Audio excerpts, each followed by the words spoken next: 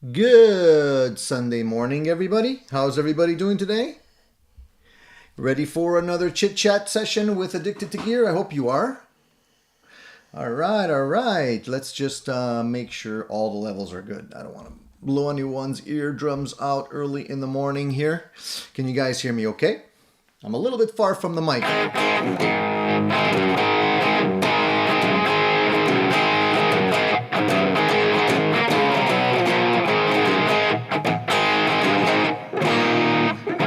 Can you hear me? I hope you guys can hear me okay. I hope you guys can hear the guitar. Good morning. Good Sunday. Thank you for joining us today. Let's see here. Let me just get a couple of things set up properly here. How's everybody doing this Sunday? Everyone's in good shape, I hope.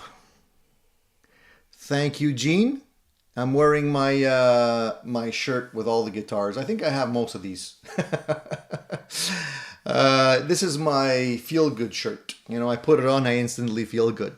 So I hope you guys are doing okay this Sunday. Guys, we're at show 140. I can't believe I did 140 of these shows already. It's nuts. But I'm glad you guys are here. I'm glad you guys are tuning in regularly. And I hope you guys are all doing well. We're already in December, guys. Where is the time going? It's really crazy. December is like flies by for me. Christmas, you know, you're trying to get things done. You're trying to get things organized at work and, you know, family life and gifts and Christmas and holidays and family and everything else. So a blink of an eye, it just goes by. So I hope you guys are not too stressed during the holiday season. I know a lot of people tend to get a little bit of holiday stress in there. Good morning, everybody. So I'm going to just say good morning to the guys here. Mike is here, Rico, Dan, Fat Philosopher, Mark, Presley, Gene, who didn't I say? Eddie, The Nye, Christian, Davis, Ed, Wayne, who else? It's me, Don P. All right, a lot of good. Who was the first guy over here? Was it Randy? Randy, were you the first one in today? I'm not really sure. I wasn't really keeping track, but I hope you guys took an opportunity to answer the poll question because we're going to be talking about that later.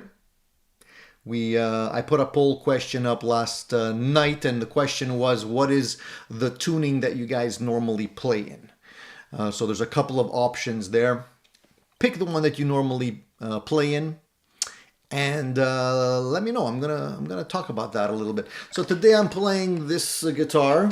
I'm on the wire, so I'm playing. This is the Frankenstrat that I built, and I figured I haven't played this one in a while.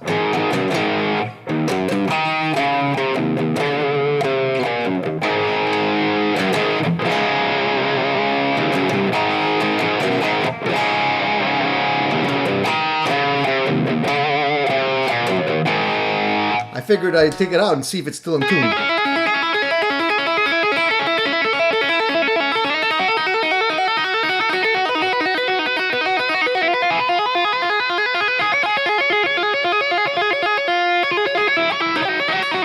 Oh, and it always fucks me up. Oops, did I say the F word? Sorry.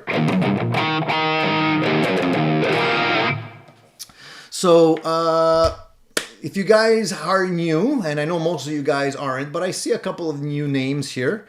Anton, talking to you. I think you're kind of new. I haven't seen you before.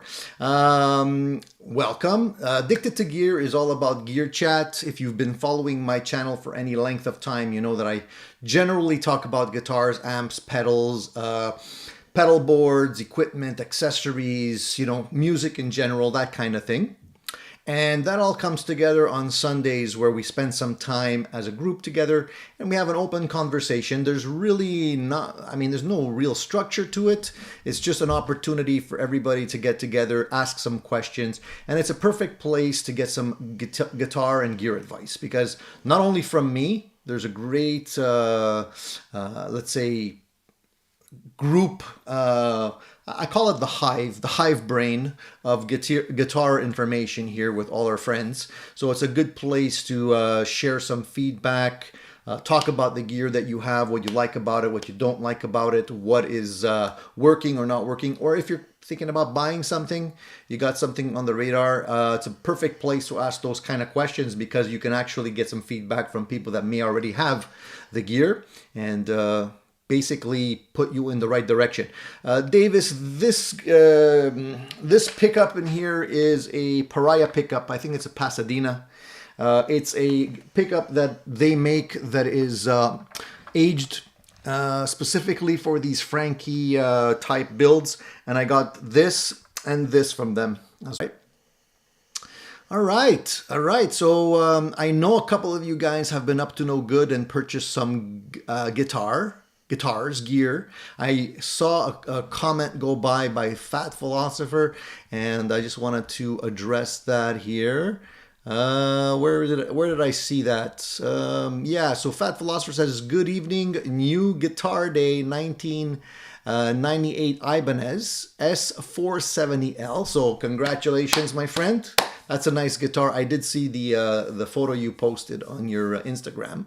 So you must be a happy camper right now. A nice Ibanez guitar for you. Is that an early Christmas gift, Fat Philosopher, or is that like a guitar that you intend to flip, or what's the backstory on that? I'm just wondering. Share with us if you don't mind. Let me see if I skipped any questions early on, because I know some of you guys jump right in with questions, and I love to see that. By the way, if you guys don't already know, if you're not subscribed to the channel, you can't chat. So as I posted here at the bottom, right over here, guys. Where's my finger? Right over here. Oh, there. Where's my fat finger? There it is. Right there. All right. So you got it right under there. It says you got to be subscribed to chat. So please subscribe if you want to join in the chat. All right.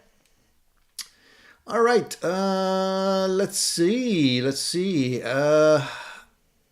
So Mark got a new guitar too. What did you get, Mark? Mark's working today. So he says, guitar came yesterday, sucks, I have to work.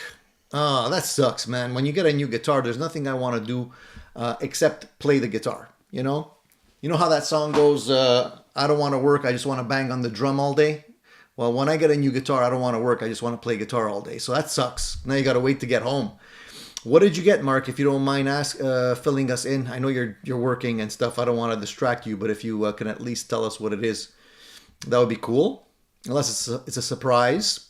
So are you guys getting these guitars as early Christmas gifts? What's the story? Ed got a new MG30 and a Headrush FR 108 last night. Haven't had time to try them. Ed, you're going to like it, man. It's a great combo. And with the Headrush, that's the one I have too. You can't see it. It's right over there. Right there. Under the logo. You can see the corner of it. Oops. I don't know. There. See there? Look at my finger. I'm trying to do this. It's right there. Anyways, it's right there. And it's a great addition to any multi-effects unit. So if you're playing the MG30, you're gonna love it. I'm telling you, you're going in the right direction.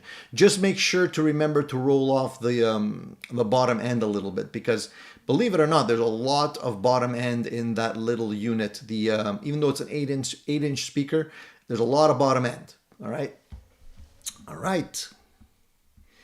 Scrolling down, let's see here. So Paul was first. I was first, but had the whole night's sleep in between, so he's fresh. And Paul, I did see your comment. You were waiting in the what we call the green room before the show goes live, and you were having fun playing your Soldano. So lucky man. That's a nice amplifier, man. So maybe that's your only amplifier, I'm not sure, but I have a feeling it's not. So is that your number one? Let me know. Oh, I forgot to turn off my... Let me just turn this off. All right. Oh, that's... sorry. It's a good thing I didn't turn it off. It was a photo from our buddy Mark. Oh, I see. I see, Mark. I see what you did there. Oh, that's a nice guitar. Beautiful guitar, actually. So Mark is the proud owner of a beautiful PRS guitar. Mark, can I show the photo of your guitar to the boys? or maybe show it later. So you're a happy camper. Semi-hollow PRS guitar, looks sweet, man. Wow, that's a nice Christmas gift, I gotta say. All right, let's see here. Munch says, I normally play in standard tuning, however, I have just tuned my acoustic 12-string to drop D for playing I Believe in Father Christmas. Yeah, I've never actually tried drop D on a 12-string guitar, but that could be cool. That could be cool. Mark says I can show it, but I'm not gonna spend time downloading it. I'm just gonna show it to you on the screen here. Look at this. Look at that. Can you guys see that? Very nice looking guitar. Congratulations, Mark. That's a keeper for sure. Have you been eyeing that guitar for a long time, Mark? Has that been on your hit list for a while? Ed wants to know, where do I get my IRs? Free or pay? So Mark, I have never paid for an IR. That's a secret between you and I. There are places, believe it or not, that you can find free IRs. And it's not obvious, but if you search YouTube, just type in free IRs, and there's a lot of people that have links in their videos for IRs and places that you can get IRs for free. So you don't necessarily have to pay for them. There's a lot of them floating around that are free that you can use. So just do a little search there, and you'll be able to find a few, I'm sure. Keith says, show 140, and he just got his first Telecaster. There's nothing better than somebody like is basically, can I say this? Popping the Telecaster cherry kind of thing. That's a little bit rude, I think, right? But Keith, congratulations. Which Telecaster did you get, my friend? Very cool. And I believe, Keith, I feel deep down that it's not going to be your last. That's just my gut feeling, all right? Okay, let's start off with a couple of little things that I wanted to talk about. We're going to jump down and answer all the questions, talk about all the stuff here. But tuning, I just wanted to go into the tuning thing. So I wanted just to check what the poll is. And if you guys didn't answer the poll, I'll check it again at the end of the show. But I just wanted to go in there and see what the poll is at already, because I know some of you guys answered that stuff right away, and I did post it yesterday. So let me just go in there very quickly and take a look. And Fat Philosopher says, I've been looking for a Lefty S for about 3 years. Ibanez stopped making them in 2013. A buddy in Boston tracked one down for me. You see, that's the good thing about having a network like this. If anyone is looking for stuff, we got a bunch of eyes floating around out there. There's 39 people here today. Usually there's a few more that trickle in by the end of the day. But if my math is correct, if we're about 40 people, that's 80 eyeballs out there, searching for stuff. So if anybody's looking for something in particular, it's a good place to kind of, put up the smoke signal and make people aware so that you're able to perhaps get somebody to ping you when something comes up. All right, so let me see. Why can't I log into my account here? I see, here it is. Okay, let me just go there. And let me go into the poll question. And the poll question, not surprising.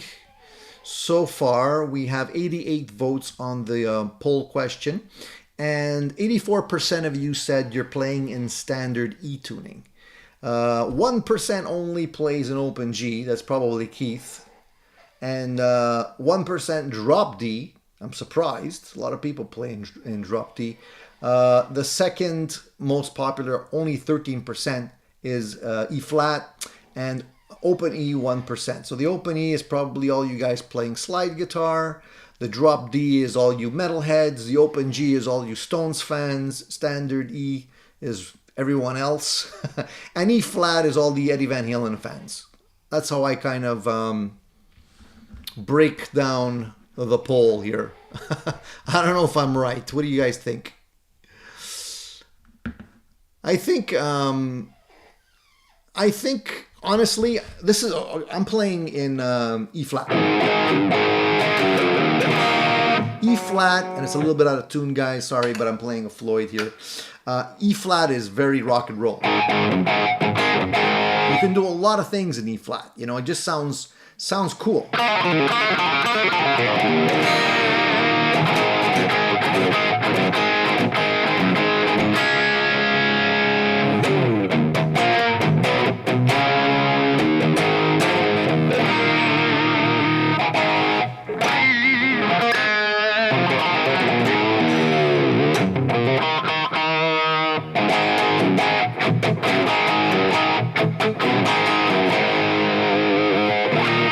I think E flat is the one that sounds the most rock and roll, and I think it's the one that's most fun to play. It just sounds better in my opinion. Later I'll take a guitar that's tuned in regular tuning. I'll take maybe my Telecaster reissue or something like that, and I'll show you the difference. But it just sounds better in my opinion.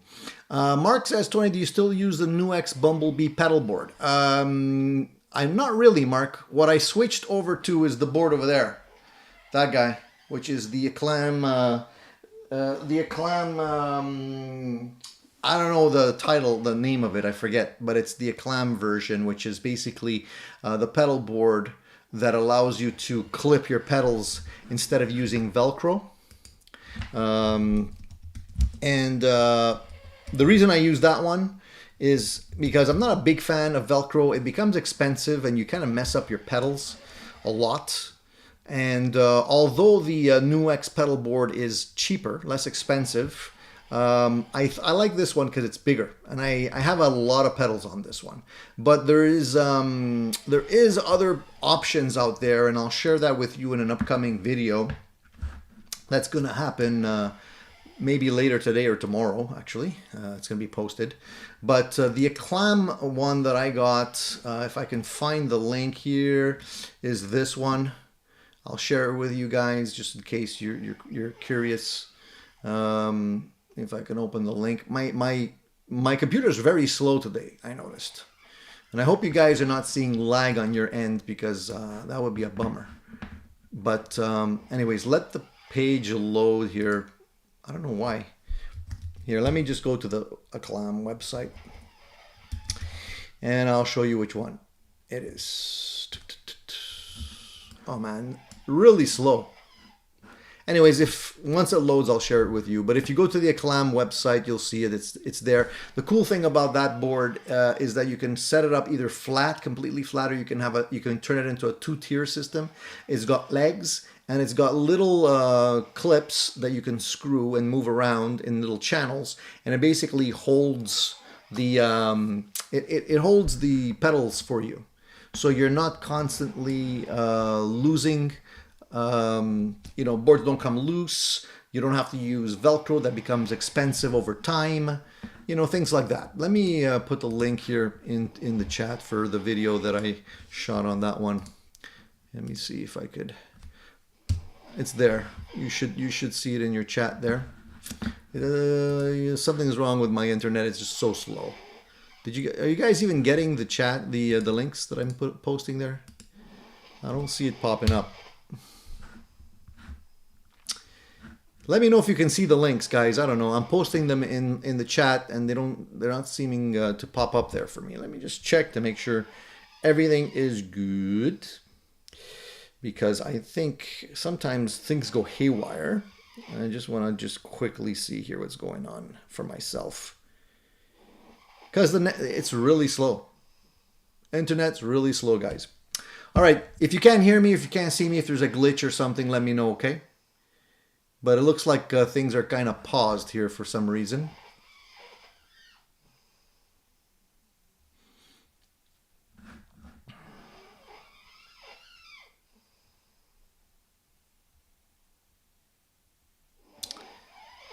Yeah, was there a glitch?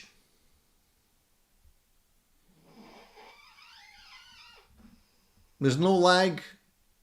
I don't know. Something's happening. Boop.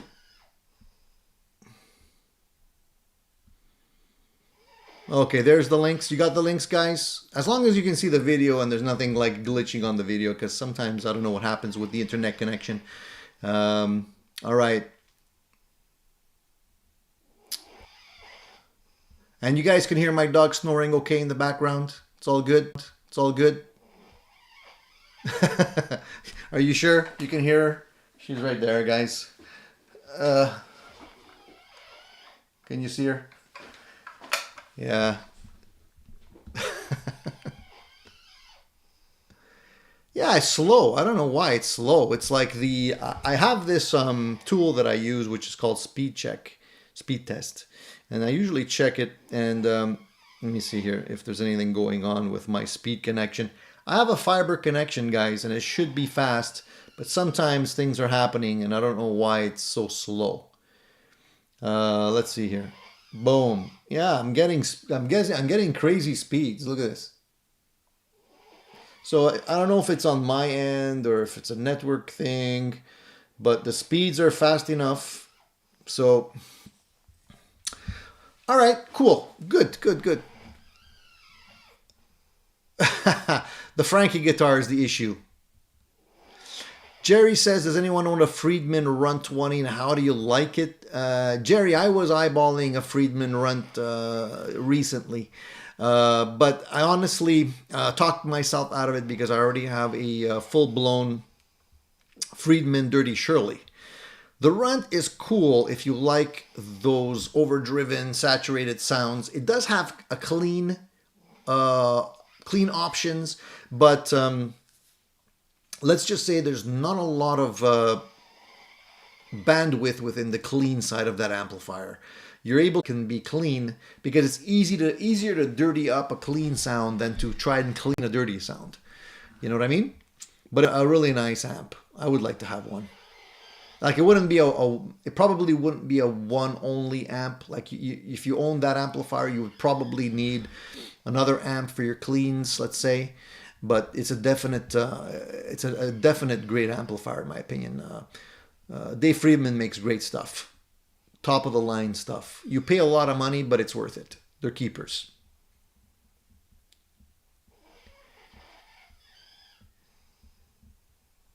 Mike wanted to know if I'd spend my money on a custom shop Strat.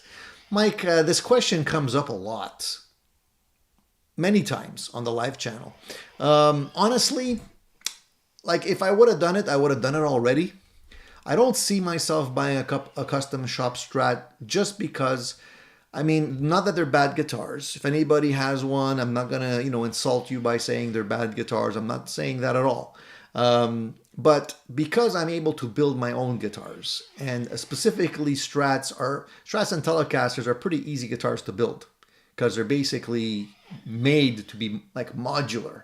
So for me to spend $6,000 on a guitar, it's a little bit crazy because I can probably build my own custom guitar. It's not going to be a custom shop Strat, like it's not going to be valuable in the sense that I'll be able to resell it for more money than the parts cost me. But I can get the guitar to be the way I want it to be. I can build it to my specs, put in all the options that I want, and then set it up to play the way I like it. And it wouldn't cost me more than, like, I would say top level would be like $1,000, with all the options that I would like to have in a Strat like that. If I want to really go crazy, maybe 1,500, but not more than that. So that's why I haven't bought one yet. All right, does that make sense to you?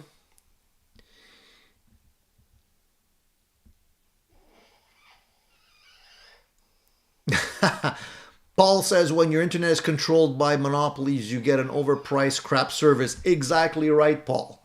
Exactly right. We have basically three main suppliers of internet service, and they're giving it to us like hard without any no dinner afterwards or anything. So it's like, take it and shut up because this is what we're giving you, and you're going to pay a lot and you're going to like it and say thank you at the end of it too. Yeah, what are you going to do? If you guys are getting freezing issues or a screen that is freezing, please let me know. I'm gonna just keep an eye on my phone here and see what's going on, because we don't want the experience to be bad. But definitely, I feel like it's very laggy today. And on my screen, it's saying something went wrong, so I don't know. I don't want to lose you guys here today. Let's see. All right, just let me know if things are going haywire on your side, all right? It could be the gremlins. I don't know. Jerry, it's funny, but it's not funny. I'm telling you. You know? If you live in Canada, you know the challenge is real when it comes to internet service. It's just crazy. All right, so listen, we got 40 people here today so far. People coming in and out. Only 30 thumbs up, so I must have offended you guys early on by playing some Van Halen riffs or something. So if you guys are not offended, give me a thumbs up, please. It helps the channel. Sir 4 says, Tony, I don't own a Les Paul and never played one. Does the shorter scale length of a Les Paul make the playability easier or harder? It's not necessarily easier or harder. It's just different. Thank you for the thumbs up, guys. It's just different. It's just different because I feel like when you're, for me anyways, when you're playing a longer length guitar, bending tends to be easier for me on longer length guitars. I don't know why. It just feels easier for me. But I like short scale guitars too. I like the Les Pauls. PRS. I have a PRS guitar as well. It's a shorter length on it. I don't know. I don't. Mark says the opposite. Mark says he feels that the short scale is slinkier. I find the more frets you have, it tends to make it easier to bend for me, anyways. So it's funny that you're saying different. The Juggernaut says, I'm new to it, but love this channel. Thank you, Juggernaut. Thank you for joining us. Awesome. Always great to see new faces here. What else? I wanted to say, oh, guys, did you guys hear the news about Christine McVie?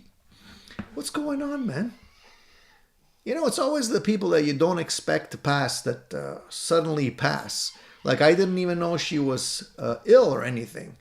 But apparently we lost her this week. And if you guys don't know who I'm talking about, Christine McVie, she was the keyboard player and backup singer for Fleetwood Mac. She was only 79 years old. And she passed away.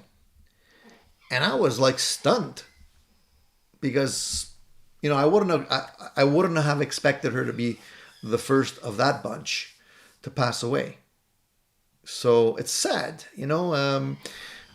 I'm happy to say that I did get an opportunity to see Fleetwood Mac with, you know, their original lineup playing here in town, and it was a great show. I'm a big Fleetwood Mac fan, and I'm gonna say that they're all great musicians. But I'm just heartbroken to hear that she passed away, 79 years old. Crazy. I guess I don't know what she had. I don't know they didn't really talk about what the issue was, you know, if she was dealing with cancer or some other disease, but they did say that it was a short illness. So I don't know. Maybe we'll find out later. Everybody's always curious about the reasons why. Anyways, I'm glad to have had an opportunity to see them, and I'm glad to have enjoyed that show. I'm going to tell you right off the bat, they're all great musicians, but at that show, the guy who stole the stage was Lindsey Buckingham. He just put 110% into it. His playing was phenomenal. His singing was phenomenal. He wasn't like dialing at home. I did feel like Stevie Nicks was a little bit like, laid back, and in the background the bassist is usually not very flamboyant, but Lindsey Buckingham was crazy in that show, and he basically he could have performed the entire show just by himself. That's how good he was. Eddie always thought she was hot. They were all hot back in the day.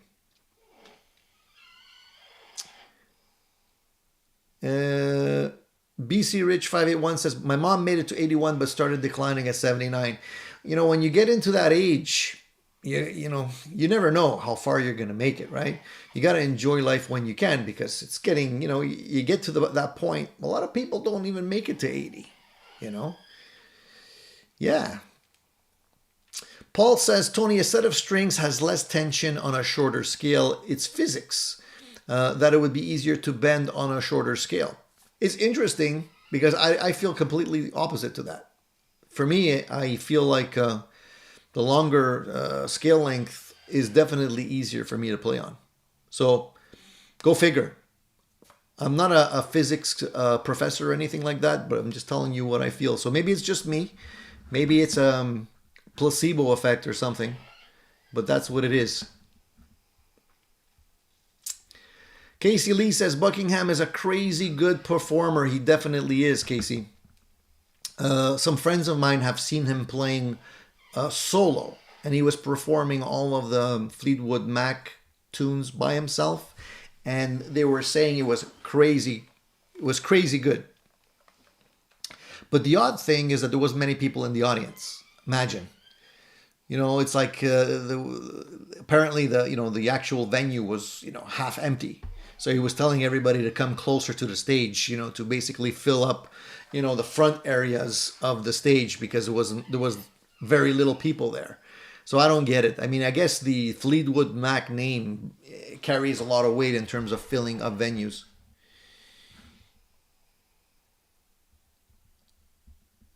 Cheers to all our moms. Indeed. Dan says cheers to all our mom, and Presley says moms. Yeah, moms rock. For sure. We wouldn't be here without them. Every day should be Mother's Day. Indeed. Right on. Wayne says, I hate to whine, but your dog's too loud. Yeah, I know. She really is. And the thing is, if I nudge her, she'll be snoring again in about 2 seconds. Nothing I can do. Like somebody said last week, it's almost like the sound of the waves, I'm used to it because she's sleeping all the time, so it's always in the background. I just cancel it out. Yeah, so the other thing I wanted to also say is if there's any Frank Zappa fans here. Are there any Frank Zappa fans? I'm a Frank Zappa fan. I love Frank Zappa. Frank Zappa passed away today in 1993. That was 30 years ago? Is my math correct? I think it was 30 years ago. Seems like yesterday. I remember when he passed away. Things were different back then, back in the 90s. But basically, yeah, it's been 30 years already. And, it's interesting because I was, I listened to Joe's Garage over and over again when I was younger. Used to love that album. And it was crazy. And those are the albums that you got to listen to, front to back. You can't jump around. You have to listen to the whole thing. There's a story behind it. And if any of you guys have not heard Joe's Garage or not listened to Joe's Garage, listen to it. I know that there's a lot of people there's two camps when it comes to Frank Zappa. You either love the guy or you hate the guy. You either understand the complexity of the music, even though it's oddball music, it's crazy stuff. So if you give it a chance, it's almost like jazz. There's a lot of people just don't like jazz for whatever reason. It's like you love it or you don't. That kind of thing. But yeah, great album. And I was doing some research on Frank Zappa, and I didn't even know when he passed away. You know what his net worth was? This was surprising to me. Couldn't believe it. I'm not sure this is even accurate. I have a hard time believing it. But his net worth was only $1 million. Imagine. I would have never thought it was that little. $1 million. That's all. But the interesting thing was that he was, he was true to his art form. He never sold out. He was a big advocator of, he was protesting the whole thing back in the 90s when they wanted to put advisory stamps on music that had like iffy lyrics. I mean, his music had a lot of iffy lyrics.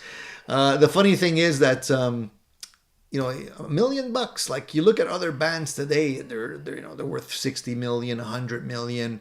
And for him, it was only like $1 million. I don't even know how he got by with $1 million. I guess $1 million bought more back in the day. And the other interesting fact that I didn't know was that Lady Gaga actually bought his house after they put it up for sale. I didn't even know that. So she owned his house for a while, and then she sold it, and now I think it's Mick Jagger's daughter that owns his house. So there's a bit of useless trivia for you guys if you're Frank Zappa fans. Yeah, I saw that too, Gene. Playing a bicycle rim on Steve Allen. I think it was even in black and white back in the day, and I think I remember Frank Zappa wearing a suit, and he was playing a bicycle rim, and that was really odd.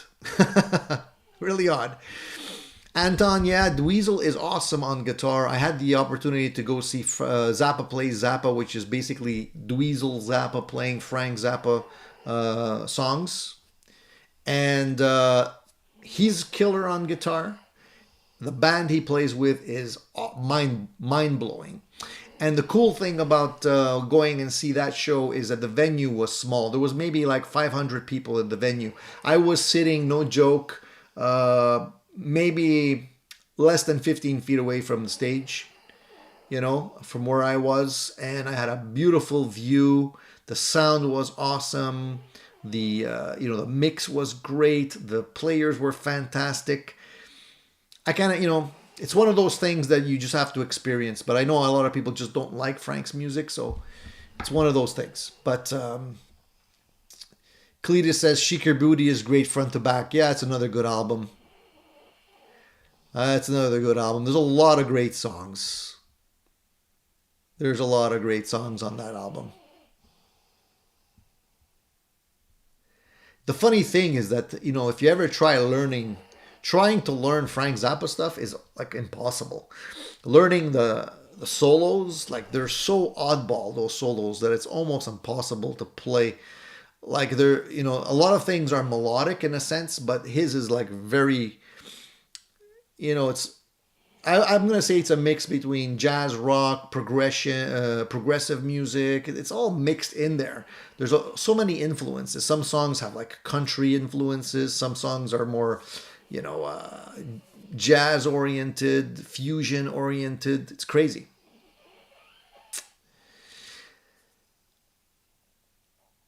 Yeah, Munch says he played the entire bicycle. And Christian says Peaches on Regalia. Yeah. And it's funny to also hear Steve Vai talk about his time with Frank Zappa and how he was there to transcribe his music and just being able to transcribe that stuff, man. Must have taken him ages.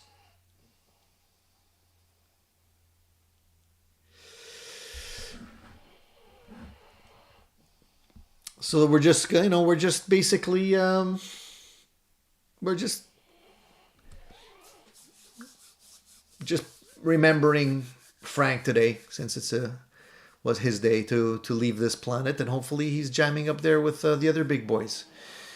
Dave says, saw Joe Bonamassa Thursday. He keeps getting better. Awesome show. Maybe he's getting better because he's not focusing on Instagram.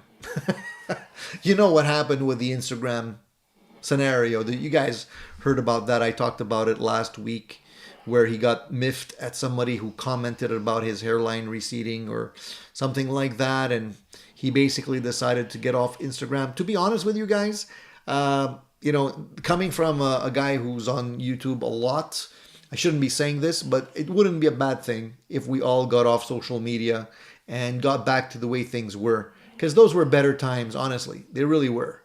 You know, it was more human and we were connecting with each other. And nowadays, it's a whole other level. It's all about, you know, the facade of what the real life really is, you know, putting your best facade forward. And it's becoming inhuman, I feel. But I'm just an old guy. What do I know?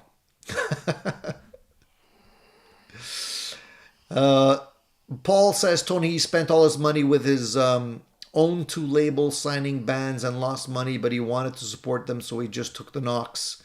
Yeah, I know. There was rough times for him, and I've heard stories where at a certain point he had to sell gear and he wasn't paying the band, and there was like no money left, kind of thing.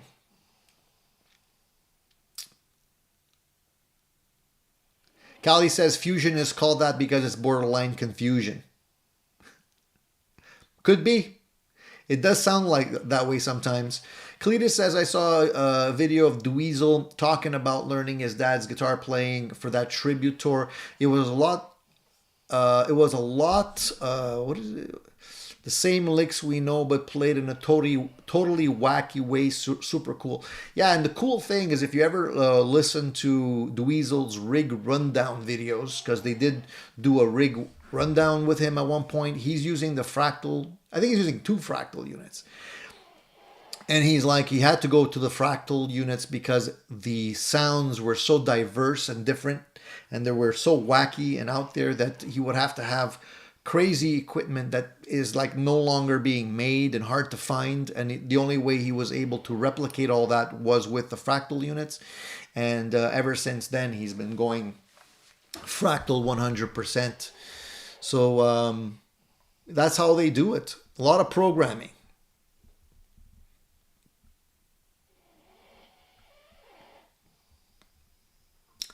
Green rumor, yeah. Well, I'm feeling better. To be honest with you, yesterday was not a good day. I started getting stuffed up again, and it's almost like I'm dealing with allergies, but it doesn't make sense because they just come on randomly, you know. I don't get it, but it's gone today, thankfully. I'm a little bit pissed. Well, not pissed. I wouldn't say pissed because these things happen. I'm a little bit disappointed because we were supposed to rehearse today, and it's canceled again. So last time it was canceled, the keyboardist ended up getting sick. He just wasn't feeling well. And then so we were going to go ahead, and then I ended up getting feeling under the weather. So we decided to pull the plug. We rescheduled for today, and now the singer's dealing with a cold, so he can't sing. So we pulled the plug again, and now it's getting close to, you know, Christmas and holidays and stuff, and it's going to be very crazy. So I'd be surprised if we get another rehearsal in before the end of December. Looking at like January now, and it sucks because, you know, I need to play, man. But it happens. I get it. That's the thing about winter. You never know what you're going to get. Yeah, I'm not the only one who feels this way, right, Ben? You know, a lot of people feel this way.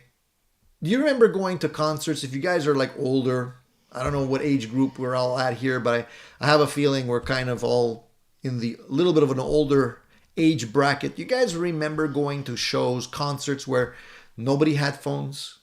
Where the only lights you would see at concert would be a lighter? Do you remember those days when people were focused on watching the show instead of watching the show through their phones so they can live stream it to their friends? You know, it was a whole different time. Better, in my opinion. Much better.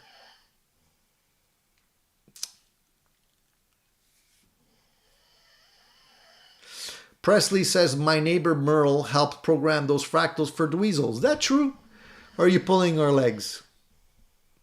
Is that true, Presley? If it's true, then I want to meet Merle. I want to meet Merle. Tell Merle to join us on this show so we can ask him some questions. That's really cool. How does your neighbor know, or how did he get to know Dweezil and get into that and get that gig? Or I don't know if he got paid for it, or if he's just friends with him, or that's pretty cool.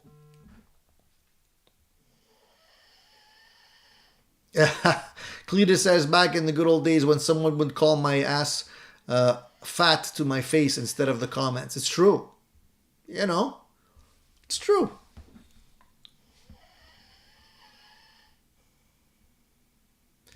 Paul says, Tony, trios. You get to play even more than you want. That could be the key, slimming down. And Munch says, still don't have a cell phone, and I love it. Munch is totally off the grid. He's totally off the grid. He can do any kind of crazy stuff, and nobody's gonna find him. So Presley says Merle was Zappa's guitar tech. Pretty awesome. He must have some interesting stories. D-Mac says, I saw Tool before the pandemic and there was no phones allowed until the last song. It was a fantastic show and good modern day compromise. You know what? They should do that all the time. They should. I know they have devices that are in place in certain areas like movie theaters. They used to have these in movie theaters. I don't understand why they don't have them now, but where they could turn off the signal to your phone. I guess it's a legal thing. If anything happens or whatever, you know, I guess they would be responsible. But wouldn't it be a great thing if they used this kind of technology, or if they said, look, you know, no phones allowed? It'd be great. It'd be great. I know. And there's nothing worse than that, Dan. Nothing worse than being behind someone at a show recording recording the thing the whole time on his phone. Exactly. And the funny thing is, if you go to a concert today, like it's the entire thing is posted on YouTube like hours after the show. You know, so you can watch the exact concert you were at, like in 16 different versions, right on YouTube. Anyways, enough with my venting. I just, you know, I don't know. I just find it was better back in the day. So one of the things that I saw this week that kind of made me chuckle a little bit. Surf Force says, Tony, your comparison of Zappa music to jazz is a good one. It's kind of an acquired taste thing, though it's never been. I've never been a big fan of his sound. I have read that Zappa was highly respected. Yeah, everyone. I'm not sure I can say everyone, but he was highly regarded by a lot of musicians as being, you know, crazy good in his own way.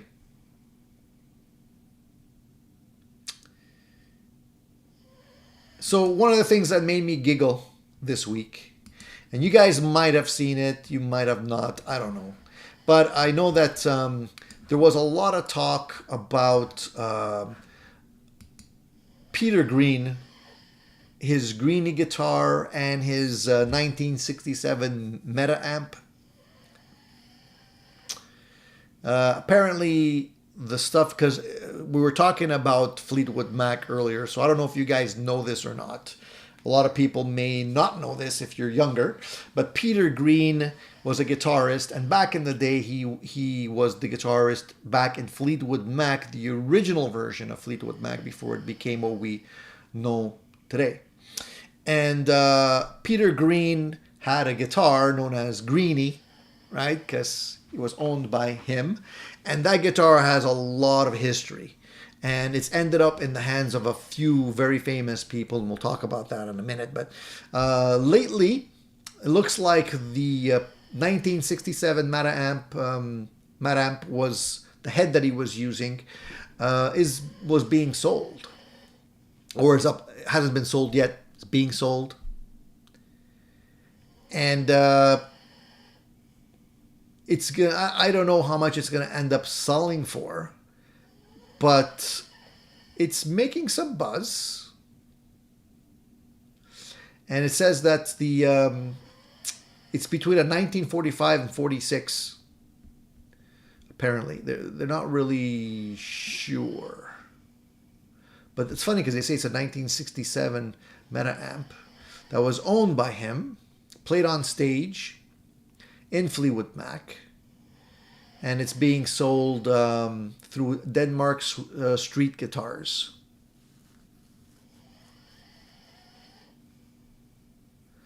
So who knows how much that amplifier is going to sell for? Probably nowhere as near as much as the guitar, because the greenie was even crazier. You think it's going to be $100,000, Casey? I don't know, man. Maybe. I mean, if it goes to the right buyer, could be.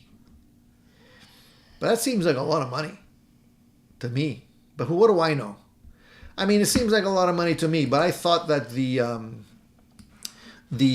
guitar, the reissue or replica guitar of the greenie that Gibson made was crazy expensive. Did you guys see this?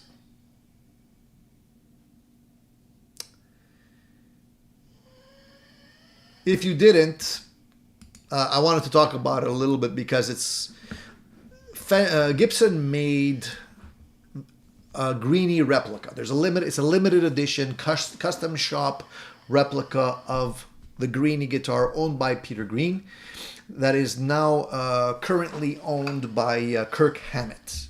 And Kirk paid a fortune for this guitar. He bought it, I think he paid $2 million or something for it. And basically now Gibson has issued a limited edition replica of this guitar. And these guitars were being sold for $50,000 by Gibson. Did you guys see this? $50,000. So basically, you're getting a Gibson Les Paul with the relic treatment. You're getting a case that says Green, Moore, and Hammett, because Greenie was owned by Peter Green. Gary Moore also had that guitar at one point, and now Kirk Hammett has it. So you're getting that. It has the relic treatment on it. I think Murphy Labs is involved with relicking that guitar, and it's being sold for $50,000. Yes, you do get the flipped Alnico 2 pickup, so that you have that out-of-phase sound as well. But I couldn't believe they were selling this thing for $50,000.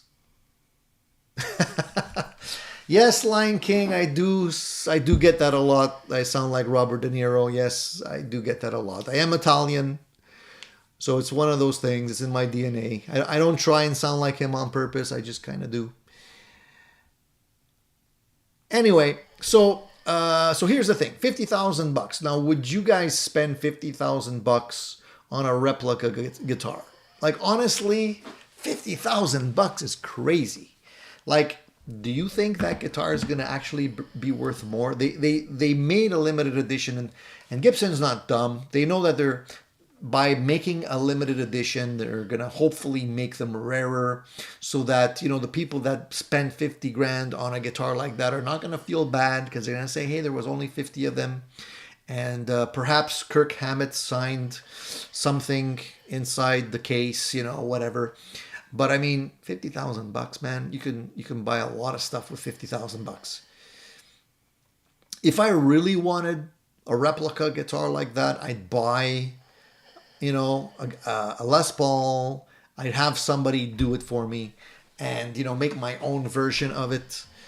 But I don't see myself buying a $50,000 replica guitar ever.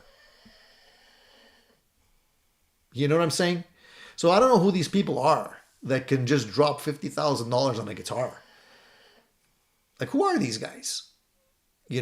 Like, I'm pretty sure most of them think that they're going to buy this guitar. They're going to buy it. They're going to keep it for a year, sell it for $60,000, or something like that. I'm sure that there's probably at least one on Reverb now going for like $60,000. Somebody's going to buy it, flip it, and make 10 grand right off the bat. That's probably the thinking of a lot of these guys. Who knows? But I mean, I wouldn't do that. Like, here I am, like, I built my own Frankenstrat. I could have bought the one that they issued that, and it's in the store for $2,000, but I couldn't come to buy a guitar for $2,000 when I know I could build this thing. This is a kit that I bought, guys. This kit cost nothing. It cost me like a couple $100. you know, and then of course we have, you know, Christian that sent me the beautiful vintage Floyd Rose, and I bought the pickups in it. I did the painting. The whole thing cost me like next to nothing. And I've played the real thing I've played the one that they're selling in the store for over $2,000.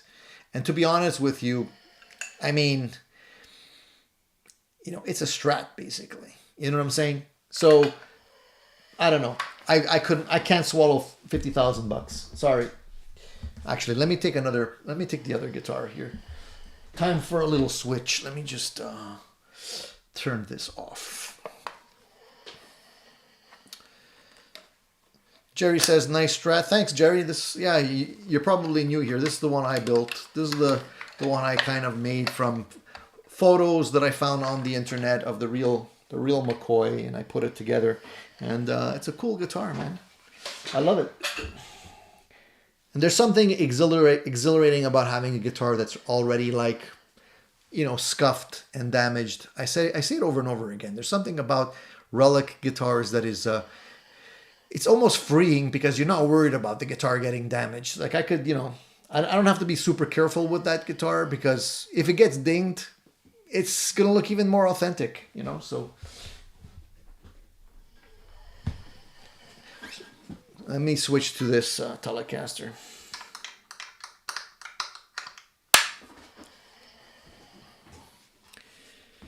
All right. Just want to make sure I'm not too loud. You guys hear that? Okay.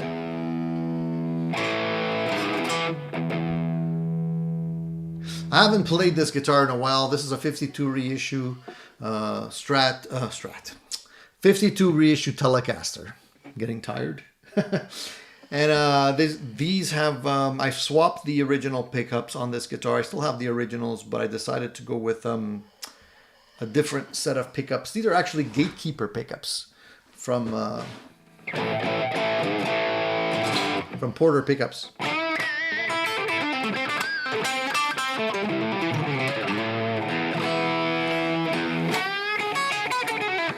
More spank.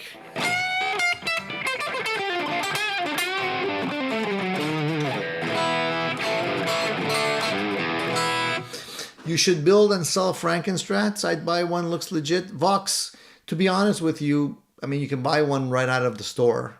If I had to build them and sell them, it wouldn't be worth your while because honestly, the time involved in building them, especially the paint job and the setup, takes a lot of time. So at the end of the day, if I had to sell them, you know, I would have to sell them for like the price, close to the price that you'd be able to get one in the store. So it wouldn't make sense.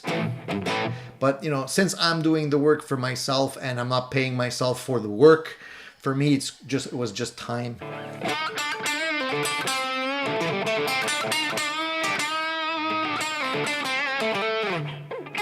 So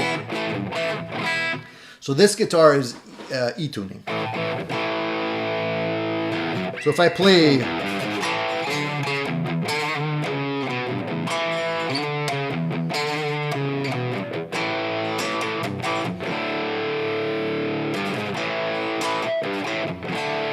it's not as heavy as the E-flat, I find. It's subtle, but I just find it's not as heavy.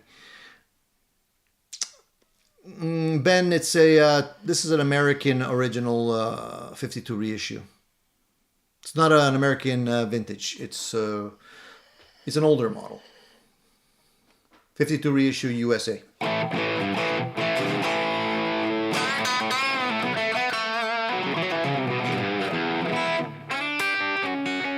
So Lion King says he's not a huge fan of Telecasters. I'm sorry, guys. I just can't bond with them.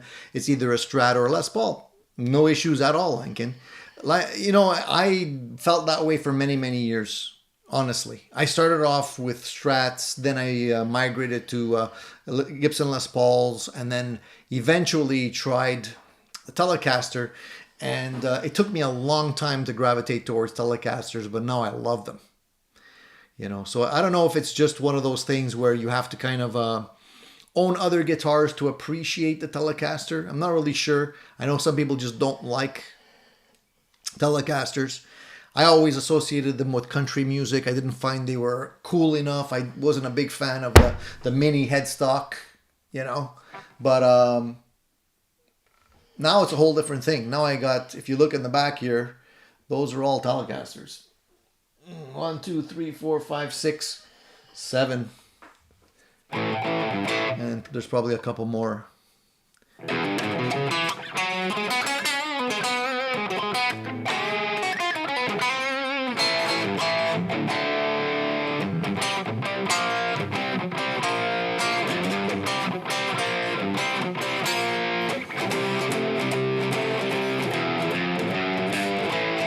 So there's a lot of things that you have to kind of go through the cycle to appreciate.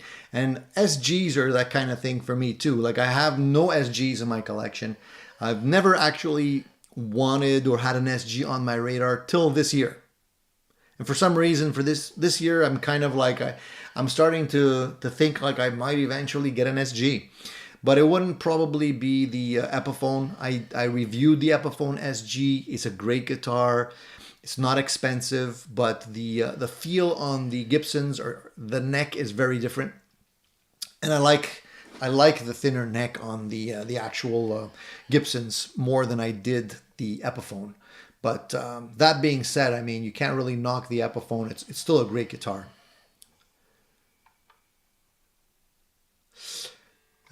Gene says I was born in '53, but I don't like that butterscotch color.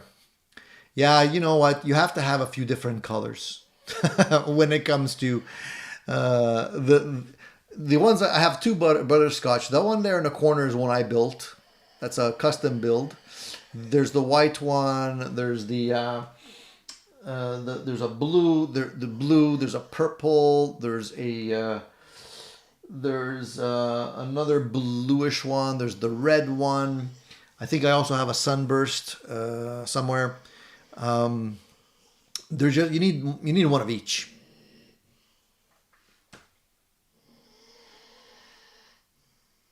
Mark, yeah, you're part of the reason for the SG gas, for sure. But I mean, SGs are great because I find that the necks are really accessible. When you're playing an SG, there's nothing really blocking your way. Like if you're playing a Gibson Les Paul and you're trying to play up the registry, the last few frets here is, you know, more down on the body, and you have the, you know, it's a little bit more challenging to get there. But the SG is pushed way up. So like the end of the SG neck is sort of where the body starts. You have no issue playing here. Not that, you know, I really need that, but it's nice to have. It's a different feel. And it definitely takes a little bit of a time to get accustomed to the thinner body. You know, it's one of those things. Like SGs for me weren't always like the... I was a Strat guy. You know, for me the Strat was very sexy. And the SG was kind of third or fourth on my list. But it seems to be moving up. That's the thing about guitars, is that if you might not like a specific specific type of guitar until you play the one that makes you change your mind. You're like, holy mackerel, like this guitar is sweet. And then you kind of like all the things that you didn't like about the guitar, maybe visually, style-wise, kind of disappear or don't become as important because now you can play the guitar and it just feels great and it's the sound that you've been looking for, you know. So I don't know if you guys have experienced that yet. I actually got that feeling playing a Gretsch at one point, and I'm not a Gretsch guy at all. To me, it's like Gretsch is really like, now we're talking like, you know, music that, let's say, I wasn't really into. But I played a Gretsch and it sounded fantastic, and I'm like, oh man, this guitar sounds really good. Munch says, I'm back. If someone offered me $50,000 for my Gibson 2550, I'd consider selling it. I can offer you 50,000 rupees. Would that be a deal for you? That's all I can swing, Munch, unfortunately. And Mark, don't feel bad about enabling our gas, because honestly, that's what we're all doing here anyways, right? In one way or another, we're all enablers. Davis Music says, that's the best sounding guitar today. Pickups sound amazing.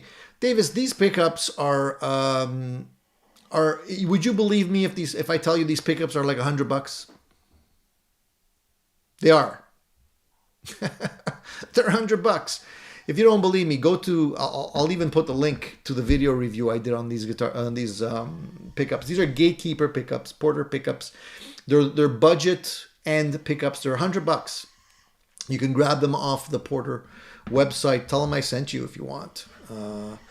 And Brian's a great guy, and he makes awesome pickups. And, these are the type of pickups that he's been making to help us out and keep things costs low. And you don't necessarily have to spend a lot of money to get great sounding pickups. So here, let me see if I can find the link.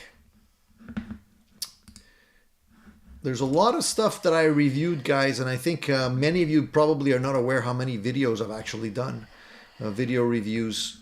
And if you guys search and go into my archive of videos, you'll see there's a lot of stuff in there, a lot of cool reviews. So here, let me dig it up for you guys here. So I'll save you a bit of time. That one was, how long has it been now? That video I made, how long has it been? Here, here's a link. And yeah, just go onto the website, check out, they have humbuckers, they have P90s, they have Telecaster pickups, they got all of them. Really cool pickups. And I did an interview with Brian. Cool guy, and he makes some awesome pickups.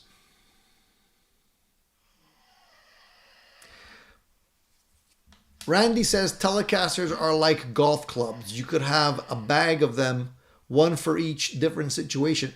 Not just Telecasters, Randy, but all guitars, honestly. Here I am.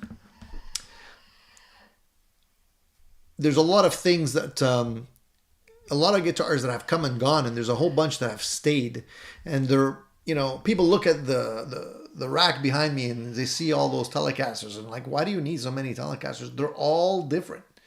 Different body woods, different sounds, different feeling necks, they just react differently. So they're all different. And that's why, each one has its place. As I said before, why would I want to have a bunch of guitars that are identical?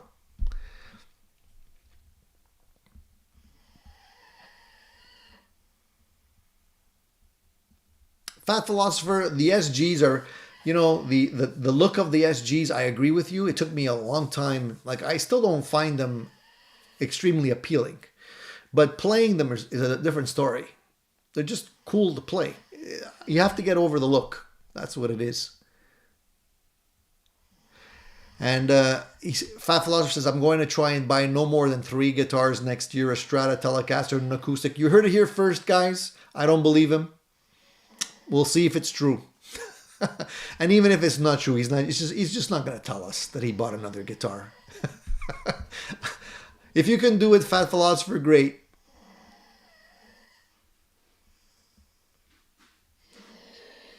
Mark says the SGs have a mid-range snarl that cuts a little better than a Les Paul 2. Yeah, there's a lot of reasons to own certain guitars, and SGs, for playability, I think they're great. Cool Tune says, I'm really itching to get the best feeling Telecaster. Time to get rid of my Player Series only had for 1 year. You know what? For me, I mean, the 52 reissue is definitely different because it is more vintage. The neck, the frets, just the feel of it, definitely a little different. But the red one that I have there, which is a road worn, Mexican road worn, on top of it, love that guitar. Plays so nice, feels great. That one is really nice. The white one is also quite nice, and it has rosewood neck. The road worn is maple neck, but it's not glossy like this one. These ones had like a lot of gloss to them, and the road worn is all worn in the back, and the front of the neck doesn't have like a thick gloss to it, so it's a whole different feel. It feels really nice, plays really nice. Munch, I don't know what the rupee is worth in the US. Let's do the conversion. Because my offer still stands if you're interested. Let me see here. Let's go to convert rupees to American dollars. So let's do 50,000 from US to rupees. Let's see here. Indian rupees. So that would give us a difference of, actually, let me do the other way around. That would be a total of $614.31. That's how much it would be in US dollars. Is that okay? Do we have a deal?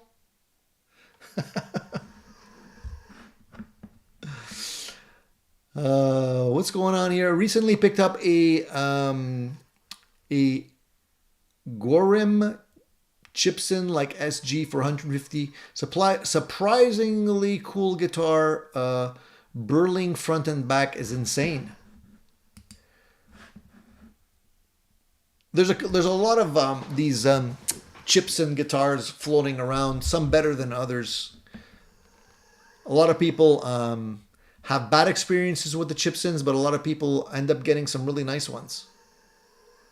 Eddie says, don't laugh, but I've never had an SG in my hands. But I want to. You got to try one.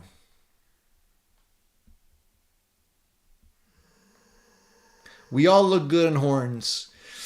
That's the thing about SGs. They're very much associated with Angus Young. It's hard to shake that persona when you're playing the SG, you know. It's like if I would show up at a rehearsal with my striped Frankenstrat, obviously people would be thinking we're a Van Halen cover band or something like that. But it's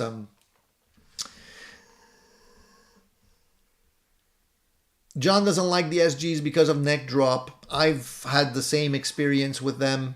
They're not all like that though, and the reason I'm starting to change my opinion on them is because I've actually tried a couple recently, the real Gibsons, not the Epiphone ones, and surprisingly they don't all have neck dive. But yes, a lot of them do. You just have to select a good one.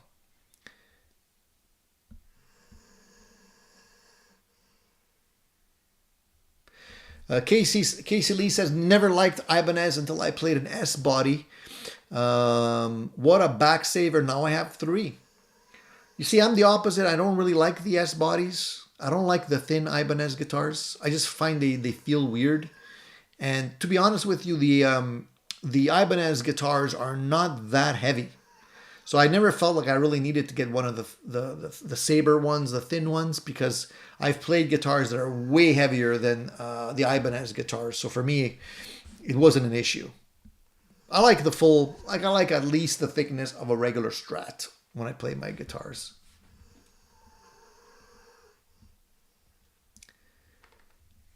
Paul says, Tony, psychologists have found that 99% of us do not care at all about wealth, power, status, or celebrity, but we firmly believe everyone does so. We are needlessly cautious expressing their opinions. That could be true. At the end of the day, my feeling is this, and I realize this, like a lot of people do care about what other people think about us, but you're right. When it comes down to it, a lot of people don't care. You know, they're so involved in their own little worlds, dealing with the me and family and their own situation. They couldn't care less about anybody else. So don't worry about it. You know, at the end of the day, not many people care about other people. So live your life the way you want. You know, we're always worried about, insulting someone or offending someone or saying something that's wrong, or, you know, someone's not going to like us or whatever. At the end of the day, it doesn't really matter. It doesn't really matter. Cool Tune says, Tony, I'm in Toronto. Ship me the Edwards P90. Let's do it. Give you $1,200. Listen, Cool Tunes, you're on my list, okay? I have a list. You're on my list. If ever I do decide to get rid of that guitar, I'll let you know. By the way, I did put a new set of pickups in my the red guitar that I showed you last week, the Harley Benton with P90s. I'm experimenting with a new set of pickups. That's going to be coming up in a video pretty soon. I took the Roswell pickups out and I put in these pickups. They rock. I love them. I think it's a cool upgrade to that guitar. At the end of the day, that guitar is going to be killer. So I'm going to show you that soon, as soon as I can.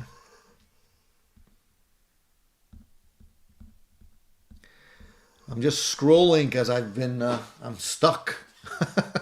I was stuck. Cool Tunes, thank you, buddy. Thanks, man. Always appreciate the super chat. Thank you for supporting the channel. And thank you for reminding everybody about the thumbs up. That's also very appreciated, guys. Sounds like he's on your door. Angus also told a Gibson rep that the SG is a POS. My SG has 0 neck dive, by the way.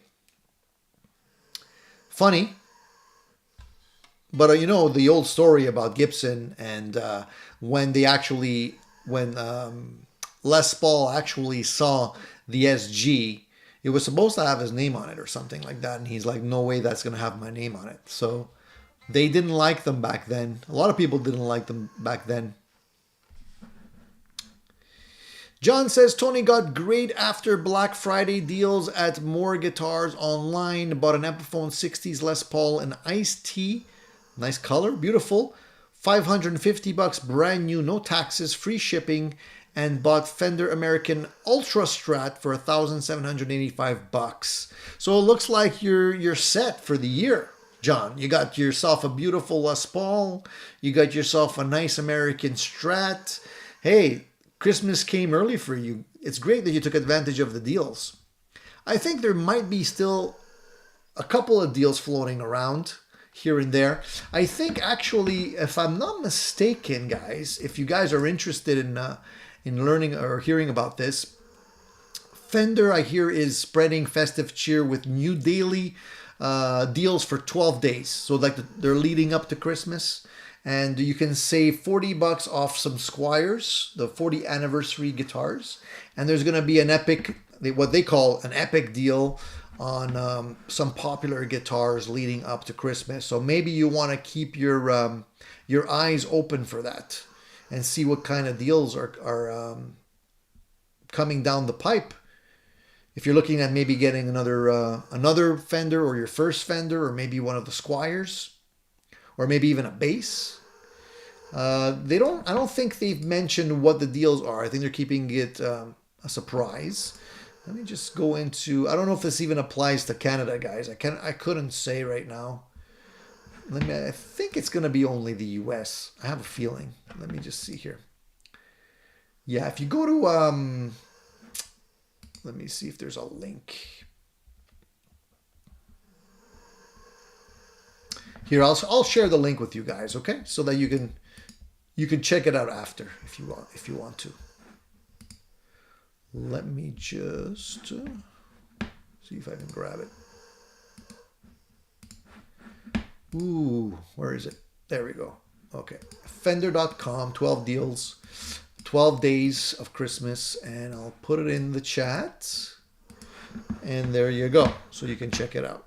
Boom. All right. There you go. Don't say I don't give you guys anything. I'm always looking out for you guys. You know that.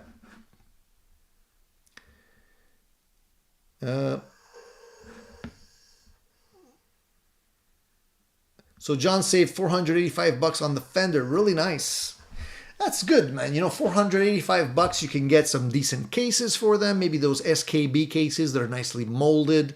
Get a couple of cases for your guitars. Maybe get some, you could probably even get a decent used amp at that price.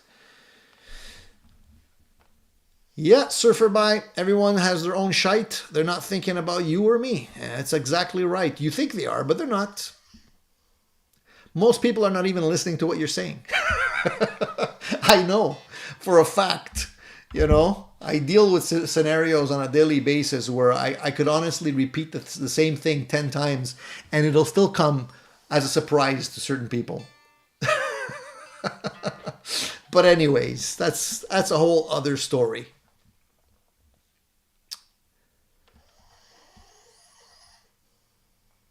Paul says Sear brought out a new strat for 600 bucks USD, plain sound killer right out of the box. I know. I've been trying to get them to send me one. These are the budget line that they've come out with, and they promised that they'd send me one eventually. Been waiting, nothing yet. There's always some excuse. There's always some excuse about inventory, or it's shipping or whatever. I don't know. Whatever. If I ever get one, I will demo it for you guys and give you my opinion. But I'm not holding my breath for that. Oh, it came with a beautiful case. Awesome. Even better. Very cool. DMAX says the Epiphone SG custom necks are more like the Gibson standard SGs, but the gold hardware isn't for everyone. Yeah, I stay away from gold hardware too, DMAC, because it tends to tarnish really quickly. The plating, the gold plating for some reason is extremely thin, and it tends to tarnish really fast with any kind of sweat. So it quickly does not become gold anymore. The only guitar I have right now that has gold, actually I have two guitars that have gold hardware. There's a Strat that I put together, which is sort of a tribute to Stevie Ray Vaughan, and that's why it's got the gold tuners and stuff on there, the gold bridge. I have that one, and I have a Tokai, which is their version of a Les Paul custom that came with hardware that was gold. And yeah, it comes off really quickly.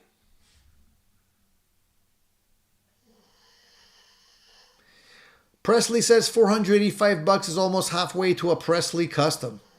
That's the thing. You have to consider what you're getting for your cash. At the end of the day, there's two trains of thought. You buy a brand name guitar because, maybe eventually you want to flip it and you want to have something that you can recoup your money on. Brand name stuff tend to hold their value a little bit more. Or you go with a custom built guitar, get what you want to get, have it built to your specs, maybe save even some money in this particular case. Maybe could save a bit of money over, let's say, a custom shop type deal. A little bit more than what you would get for an Epiphone, but you get a guitar built to your specs. It's tough.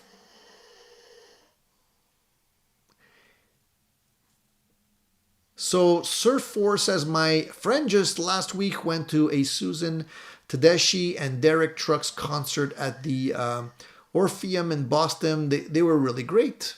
I'd love to watch Derek Trucks play live. He never comes to Canada.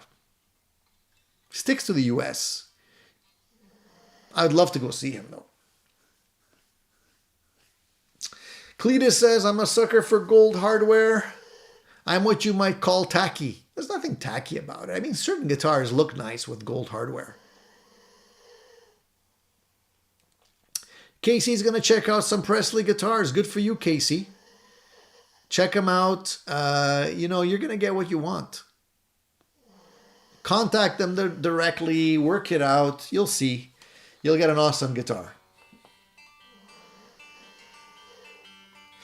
Vox says, my 61 SG clone has a pretty baseball bat neck, which I really like, not 61-ish. And the thing about necks too, I don't know if it's just me, guys, but a lot of times what ends up happening is that you do prefer a certain profile, but it's refreshing to actually have the ability to swap to something else. Like, I'm not necessarily going to say like a big fat baseball bat neck is my thing, but it's cool to play a guitar that has that once in a while. Like, you need the change, I think. And it's nice to be able to have the ability to switch when you feel like it. Jamal, nice to see you, buddy. Good morning to you and everyone I see. I have several pedals that I don't/won't ever use. What's the best way to sell them? Well, put it out here, man. Let us know what you got. You might be able to hook up with someone right here in the chat looking for some of the pedals. You know, you can work it out. It's all good. We're all on the same wavelength when it comes to gear most of the time. What do you got?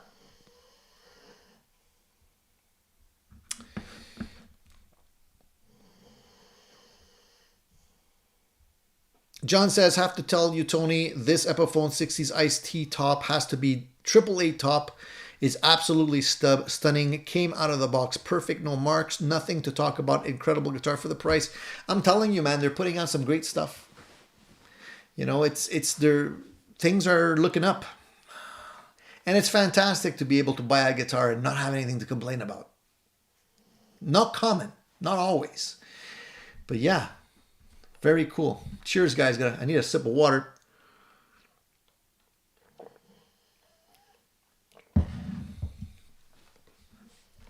And speaking of pedals, Jamel gave me a good segue to tell you guys that Wampler is putting out some budget pedals. So Wampler pedals are great. I think some of my favorite pedals are Wampler pedals, and they're typically not cheap. They usually hover at about $200, but they're putting out two new pedals on the market for $99. One's called the Triumph Overdrive and the other one's called the Phenom Distortion. So I haven't tried them or anything. There's a couple of videos that are trickling out right now, but the thing that's catching people's attention more than anything right now is the price point, because they're only $99. So if you like the sounds that they're putting out, then it might be an option for you. They say that the Triumph Overdrive is a combination between a Boss SD1 and a Bad Monkey. So the SD1 has been around for ages. It's made by Boss. I'm sure a lot of you guys probably have played one in your day. I have too. And they have a very distinct sound, but they're very finicky in terms of the sweep of the tone. You can get them into the sweet spot, but it's not always obvious. And perhaps what Brian Wampler has done right now is made it easier to get into that sweet spot. I'm not really sure.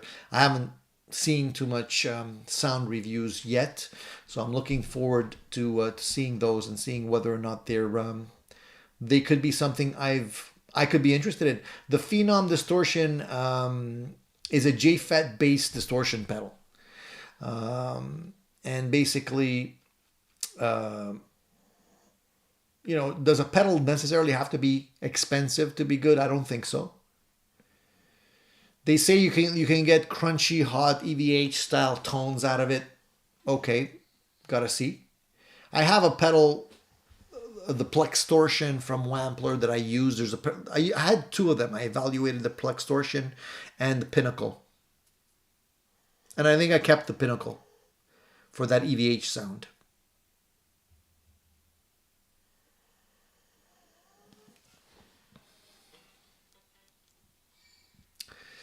Surfer By says, variety is the spice of life. Absolutely. When it comes to guitar, that's 100% true.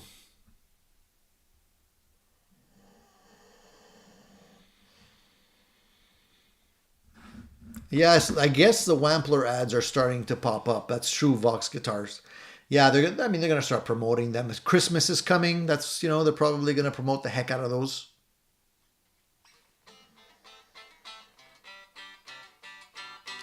And Fat Philosopher says he's thinking of getting a Seafoam green Strat in the springtime.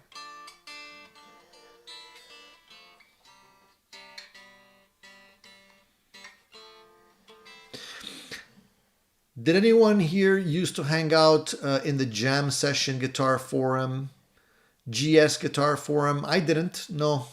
Why do you ask?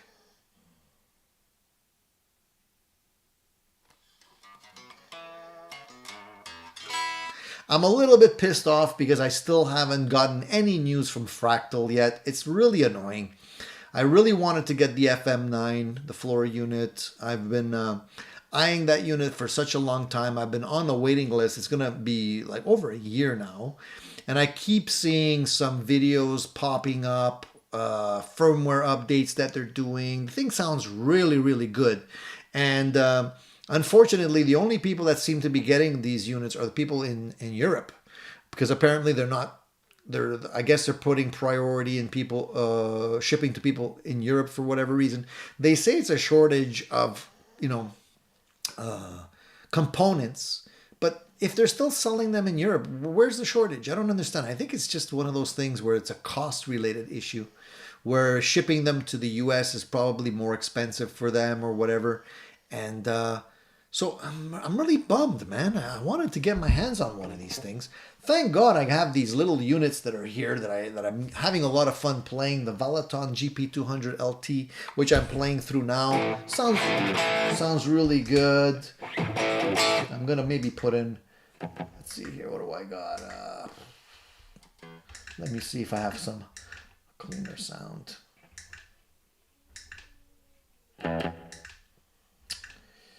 I've already set up a bunch of sounds for my rehearsal.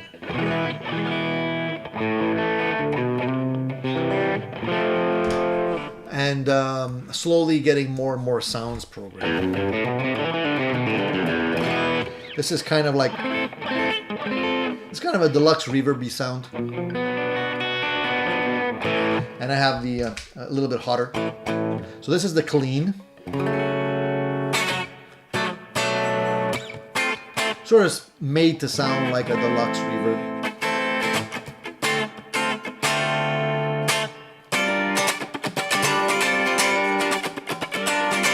And then I have the, I could kick in like a drive.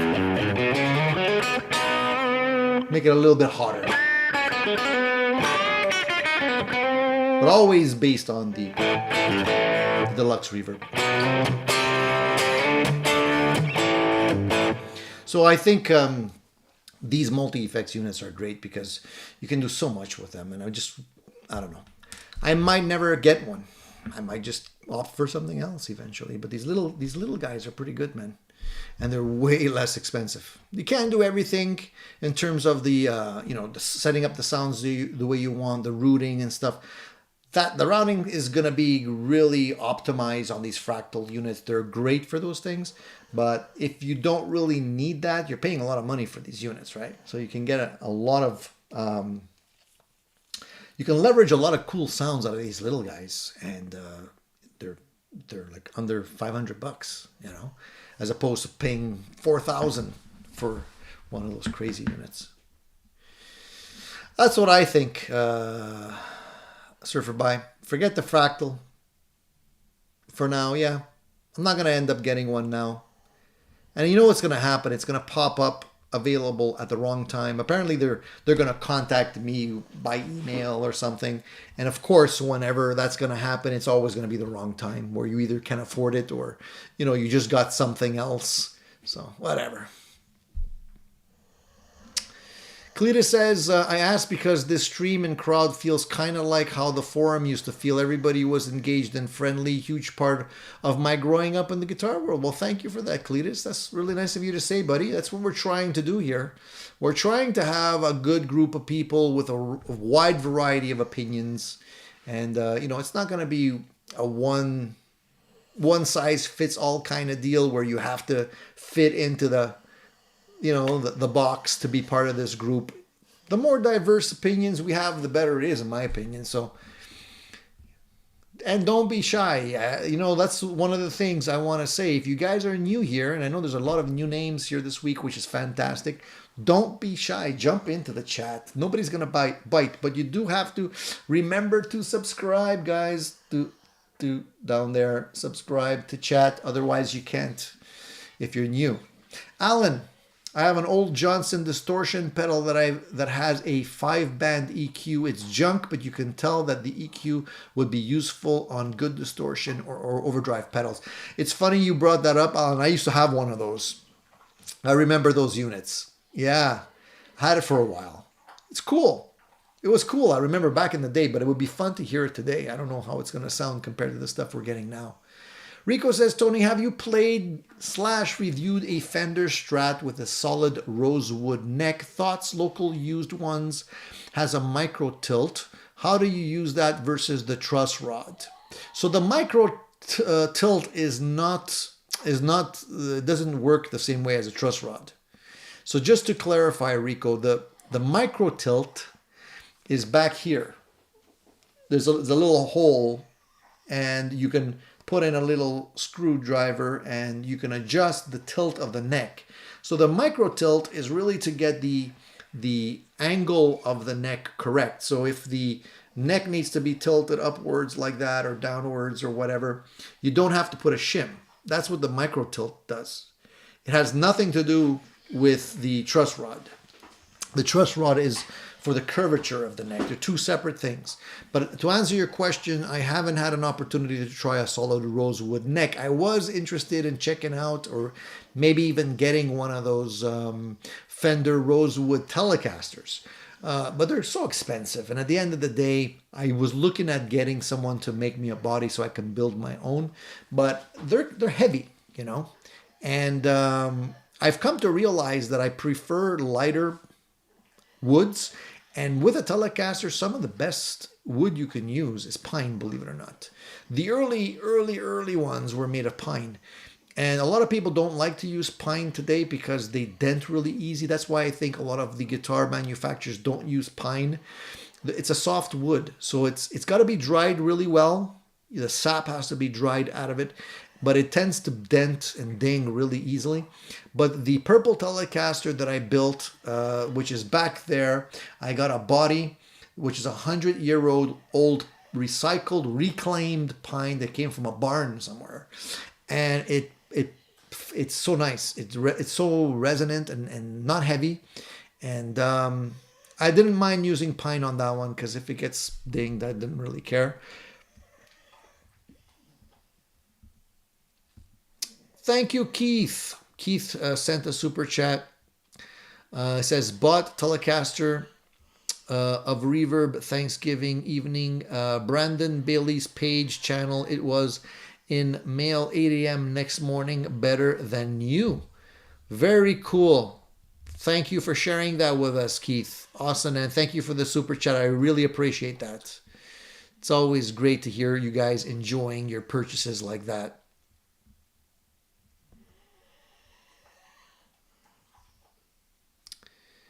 Vox Guitars Rock says, Agile Guitar Forum was great. They shut it down, then moved to a new server. They won't let me rejoin. What did you do? Did you insult someone? Anyone have an opinion on Greenchild amplification? Jamal, I did a review of one of those pedals a long time ago. Man, it feels like ages ago. Holy mackerel, I even forgot I did that. Yeah, I did a review on one of their pedals, Greenchild. Yeah. Do I still have it online? Man. I don't know how many videos I have right now on YouTube, guys, in the archive, but some of them go way, way, way, way back. Do I still have it? I'm going to go check quickly here because you rang a bell that I haven't thought about them in a long time. How long ago was that, man? I have some videos that go back 10 years, guys. And even before I had a real structure to my videos, I was just uploading random stuff back then. And pretty bad recordings in terms of quality of sound and stuff like that. But I left them there just as a reference. And I know that some of them go back at least 10 years, even more. So let me see if I can find this one.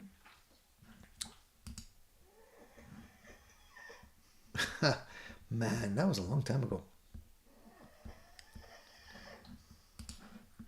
That may have been... Whoa.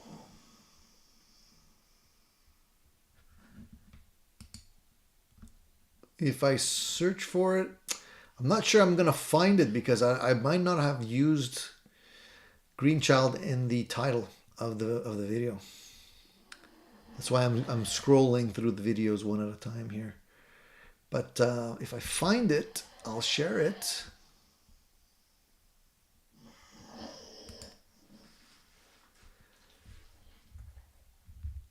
Wow, that was a long time ago, man. Look at me. I used to be skinnier. At least I still have my hair.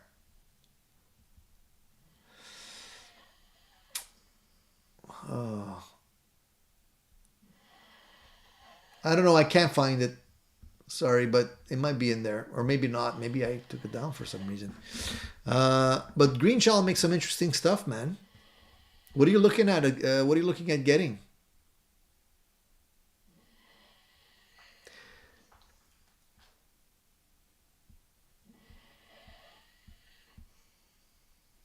Richard says, is there any feedback, no pun intended, on the PRS Hendrix 20 that was unboxed a couple of weeks ago, or is it too early to say?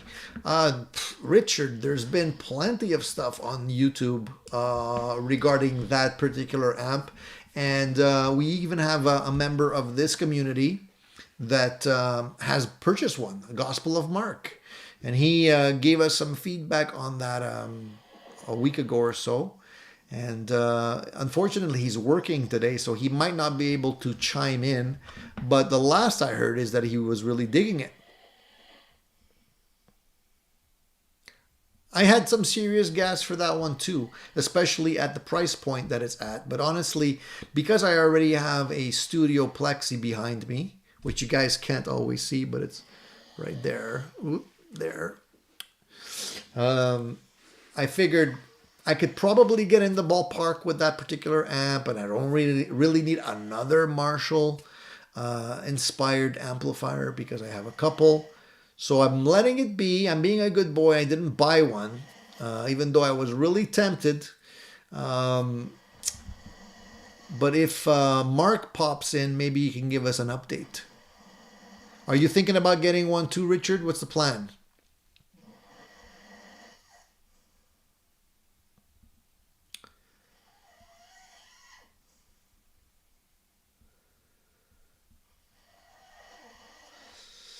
So Randy says, did anyone check out the huge price reduction on the Headrush looper board, like $400? So which looper board are you referring to, Randy?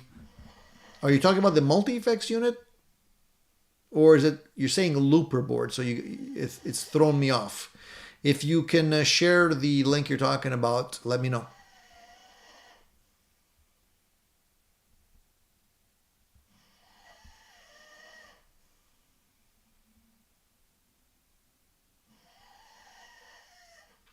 And Dan says, just swapped out a stock V-Type Celestion in my Marshall cabinet with a vintage 30 and a cream back. What a welcome difference. Yeah, the V-Type speakers are not bad, but I don't know if they're going to be the ideal speaker for a Marshall cab. For me, I like the cream backs a lot. The vintage 30s are usually a good pickup, a good speaker to pair them with. So I think you made a good choice. The V-Type, I had put a V-Type in the Supersonic at one point. And I think I still have it in a 1x12 cab.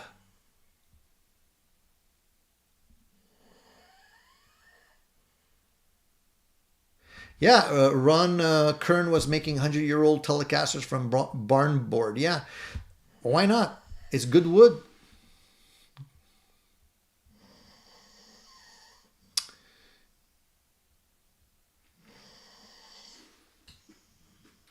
Keith said, I got a hybrid too. There are a couple more on there, but I saw it first on Landon's channel. He did review on it. I would go with the same country as you're in to make it easy. Okay. Yeah, it's fun to check out old videos, the tech used and the time and the haircut and everything. Yeah, and the weight gain or whatever. Yeah, it's a good measuring stick to see how far you've come or how far you haven't come. You know what I mean? So yeah. So Cletus says, oh yeah, I did receive my Bulgara attenuator from Sweetwater. I think I heard about that deal in this stream, so thanks for that. So how do you like it, Cletus? You know, are you using it? Are you getting your money's worth out of it? That was a great deal, by the way. Even if you don't use it, keep it because you will eventually need it. If you're going to go to a louder amplifier, that is.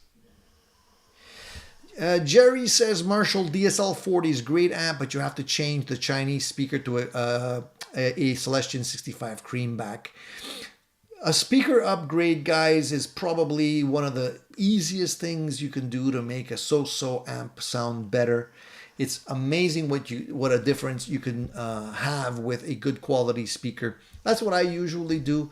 I usually run, that's why I usually get heads, by the way. I usually get the head box version of an amp because I like the ability to try the head with different cabinets. And when you have a combo, you can still do it by swapping out the speaker, but it's a lot more effort and it's a little bit more of a hassle. So what I do it with my combos too, by the way. If I'm not really sure I have the right speaker in there, what I do is I just go with the speaker out into a cab with another speaker. And I have two external cabs, 1x12s, that have different speakers in it. The cabinet there also at the bottom has two different speakers in there. It's a mixed pair.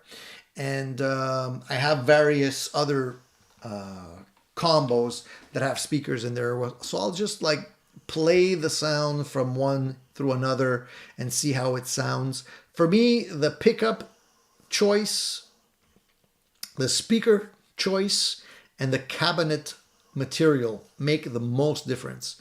I had a small Blues Junior at one point, stock. So stock speakers, stock cabinet. I changed the cabinet. I got a pine cabinet made for that one.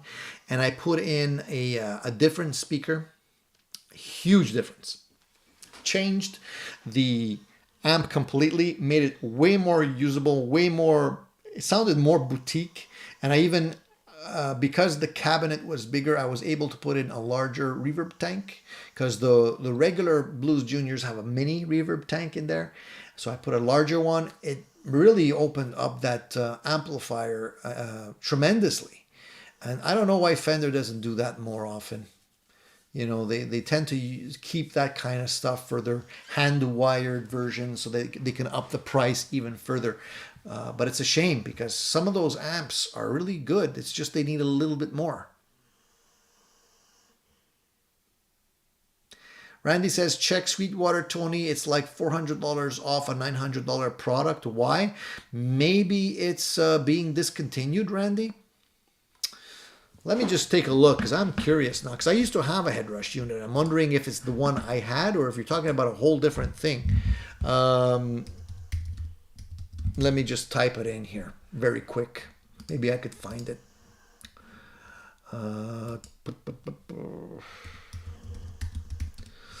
Typing in headrush. Okay, so I see that they have $100 off and free headrush backpack with it's $149 value while supplies last. That's the modeling guitar effects processor. That's the small one. And here, okay, I see which one you're talking about. So, headrush looper board, advanced performance looper with 7-inch touchscreen, $499. So that's not the unit I had, but that's a pretty decent deal. Why are they? Let's see here.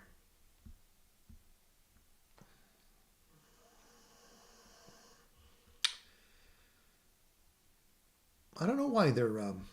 Maybe they're discontinuing it. I'm not really sure. Limited time offer, and you get a free backpack. That's pretty cool. While supplies last, and it was $900. Interesting. I don't know if why they would be selling them for that much of a discount. I did like the headrush unit I had, even though it wasn't this one. But a lot of people are complaining. I guess maybe the firmware was an issue or something.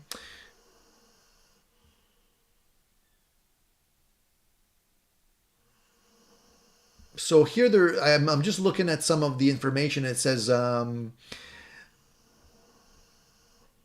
premium 16-bit / 48 kilohertz recording path. Sweetwater is being honest here. Most other sites will claim much higher specs that are false.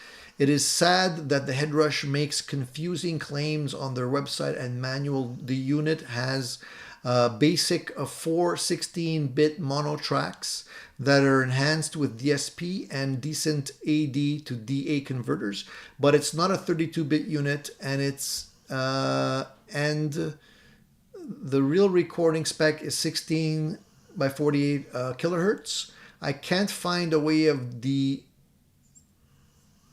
decaying older layers like the Ditto x4 can. Maybe a new firmware.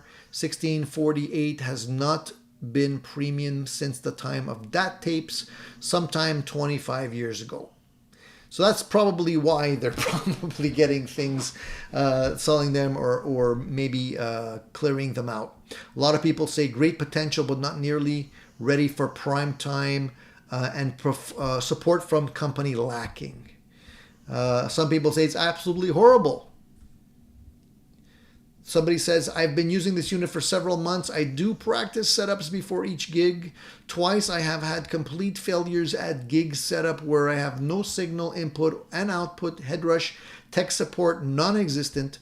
User manual has no troubleshooting guide. Haven't seen YouTube troubleshooting video. Sweetwater is good and attempting to help. Problem continues. Don't buy this. So there you go. And there's a couple more that says garbage, crashes all the time, seriously flawed, don't buy. So there you go. They're saying it's no good.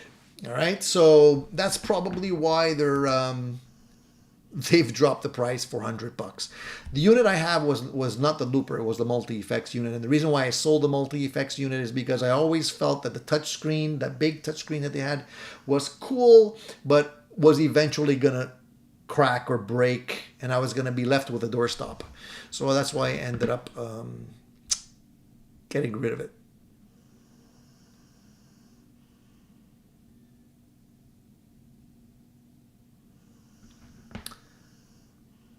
Richard says, I'm looking, but given my only regular gig is sitting on my couch serenading my 2 4-legged redhead girlfriends, it's so difficult to justify the expense, but then rumor has it you only live once. You do only live once. Nobody gets an encore. Vox Guitar Rock says, I want to run my 10-watt Vox practice amp through my 4x12, but it doesn't have a speaker output. Thoughts? Don't do it. I mean, I'm sure there's ways you can MacGyver it. I wouldn't necessarily mess with it. I wouldn't want to give you a bad advice here and then you're going to blow your speaker or blow your unit.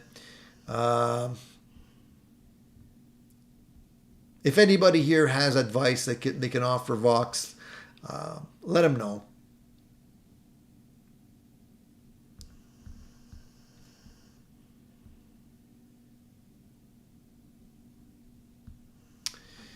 Very cool, guys. I'm glad you guys you're so animated today. There's a lot of great questions. There's a lot of back and forth tips and deals and stuff. That's really great. I just want to make sure I didn't miss anything here.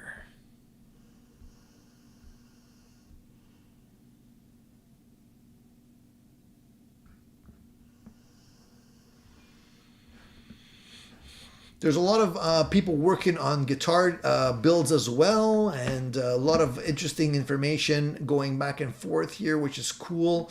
Did you guys hear about the Axl Rose incident? Now that I think about it, it just came to mind, popped into my head. That's a real shame.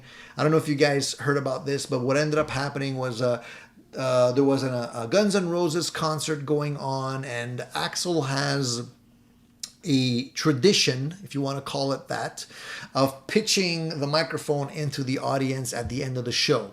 And I think a lot of people probably expect it because this has been part of his show routine for many, many years, but apparently it caught one of his viewers or fans off guard. This poor lady got the mic straight smack on the bridge of the nose, almost knocked her out. And, she posted some nasty looking pictures of her face and her eyes all blacked up and stuff. And poor lady. I mean, what a way to end a concert, to get a microphone, smacked in your head, pitched into the audience by Axl Rose. So anyways, she's lucky it wasn't worse. It didn't, hit her in the eye or in the teeth or something like that. It could have been pretty expensive. I'm wondering if this will eventually lead to some kind of a lawsuit. It could, I don't know exactly where it happened. Where did it happen? And it was in Australia, I think. In Australia. So I don't know how things work in Australia, but if it was in the US, that would have immediately become a lawsuit. And she probably could have sued for a couple million, which doesn't mean she won't. But yeah, you shouldn't be pitching stuff into the audience. What do you guys think? I don't know. Are we still doing that? It is rock and roll, but at the end of the day,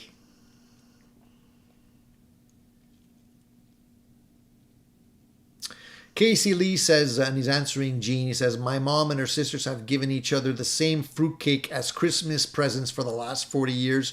Nobody knows who's getting it each year. That's pretty funny. Is that like a gag now, or are they serious about still passing around the fruitcake?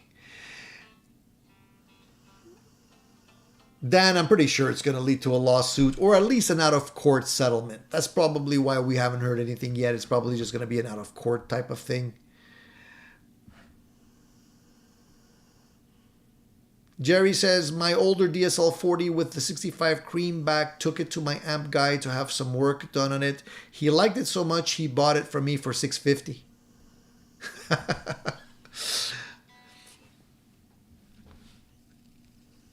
Alan says, I'll be lucky to get a new snark for Christmas. Oh, come on, Alan. Have you been naughty? Is that why you're not going to get any gifts? Alan, you know what you do. This is what I do. Just get your own gift. Never mind the snark. Just go into the store and pick what you want. Buy it for yourself. That'll be your gift. Don't worry about the snarks. There's a new Ibanez guitar out. If you guys we were talking about Ibanez guitars earlier with Fat Philosophers, so I don't know if you guys have seen these guitars. They're called Polyphia models. Am I pronouncing that right? Polyphia. And they're from Tim Henson and Scott Lepage. They look pretty nice. They look nice in the sense that they're pretty simple. They don't seem to have crazy bells and whistles on it. Looks a lot like the previous version that they had out. That looks a lot more like the Charvels in terms of the body style. 2 humbuckers, a regular. When I say regular, I'm talking non-Floyd type bridge. And the only thing that's a little bit more unique about this guitar, I would say, is the inlays on the fretboard, because it's a combination of the Vines of Life type fret inlays, but simplified. So that's pretty nice. They have the AZ Oval C roasted maple neck on these guitars. A lot of people like the feel of the roasted maple neck. Basswood body, or basswood, and ebony fretboard. They call it the Tree of Death inlay now. It's not the Tree of Life, it's the Tree of Death. That's the difference between them. 24 jumbo frets, Goto bridge, which is a nice bridge. What else? Fishman Fluence pickups in the neck and the bridge. Graphtec nut, chrome hardware, and they have luminescent side dot inlays, which I find are pretty handy. They look nice. They're $1,499 USD. So they're not inexpensive guitars, but they look nice. I like the subtlety of them. I'm not sure about the Fishman pickups. I will have to try them to see if I would like those. but they're up there in terms of cost. They have some nice colors, metallic colors. They have like a metallic silver. They have a metallic, almost like a copper color. I don't know if they're going to be releasing other ones, but they look pretty nice.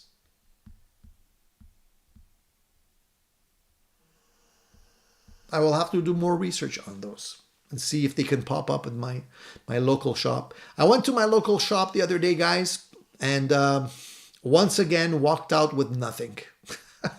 It's really getting crazy now. It's like I have money and I want to spend it. And I'd like you to have some merchandise that I can spend my money on. And there's nothing. I basically walked in. I tried a couple of guitars off the wall.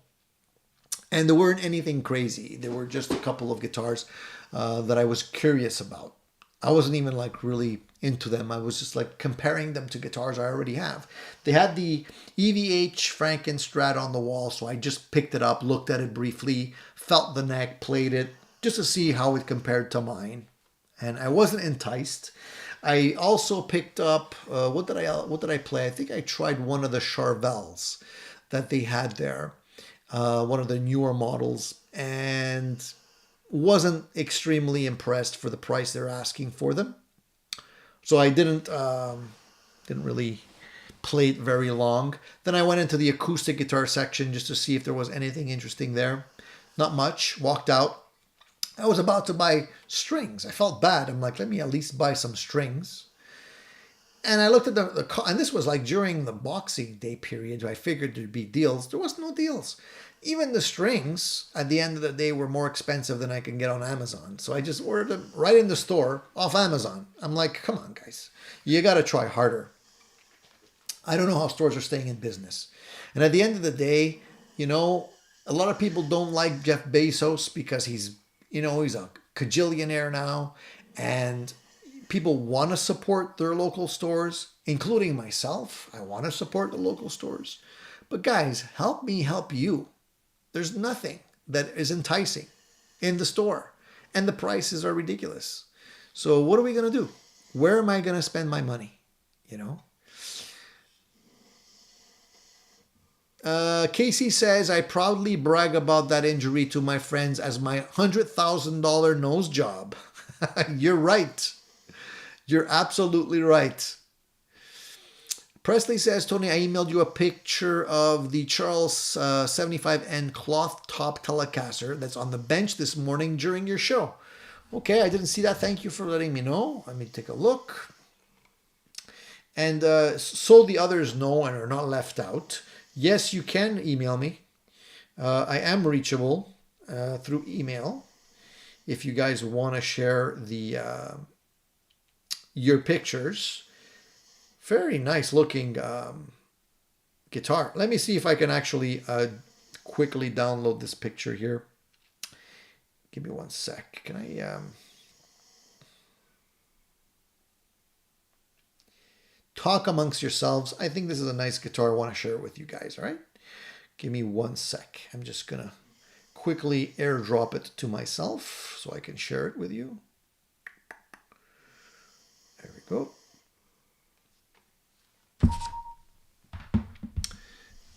Okie doke.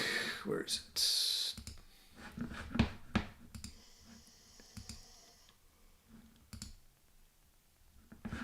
Okay, there we go. Let me see if I can actually share this. Can you guys see that? Let me move it over. Can I move it over? Yeah, that's better. Can you see that? So this is Presley California Customs fabric top. Looks really nice. I'm amazed guys, I'm amazed at these fabric top guitars because I don't know how you manage to get that guitar top so shiny, like give it a mirror shine like that when it's fabric. I don't know how many layers of top coat you got to put on that thing. It's nuts. So you got to like really go thick on the finish. You might, I'm sure you probably have a really crazy looking buffer, because I can't imagine you doing the buffing by hand.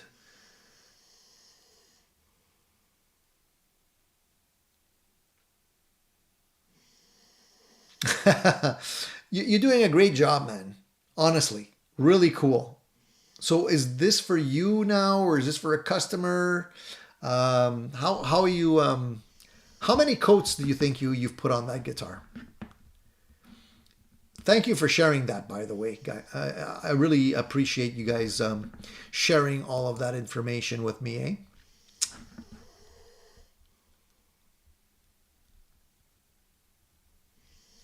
Dan says stores don't store anything higher dollar anymore. It's all mid-level and down. Most of the high end I see in the shops are either cosign or demos. You got to find yourself a good second-hand guitar shop if you want to find some good deals. The places that you can bargain, the prices are listed, but you can always bargain. There's older stuff. You can come across some really nice, rare gems. Those are the places that we need more of.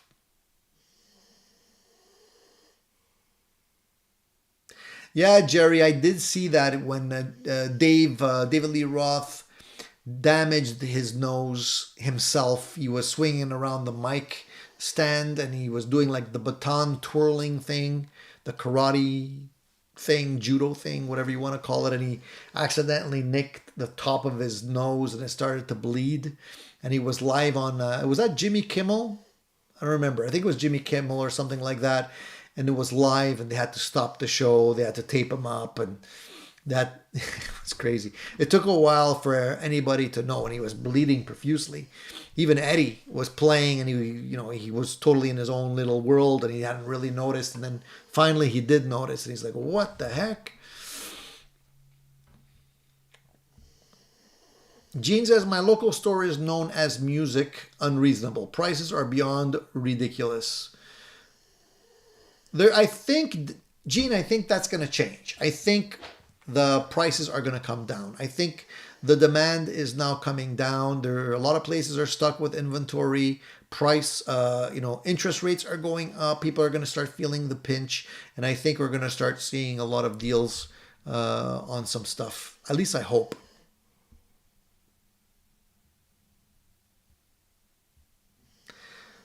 Wow, Charles says that body I buffed out with a buffing drill attachment.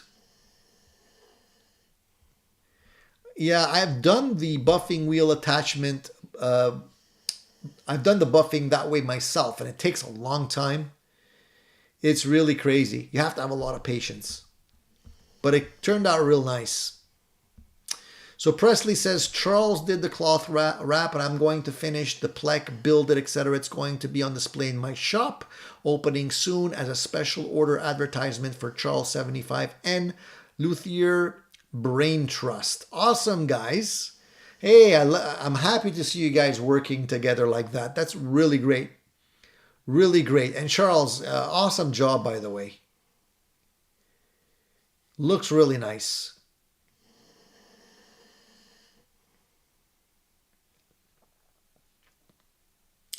Vox says, last guitar I bought the local shop allowed me to play every guitar of its type they had in stock.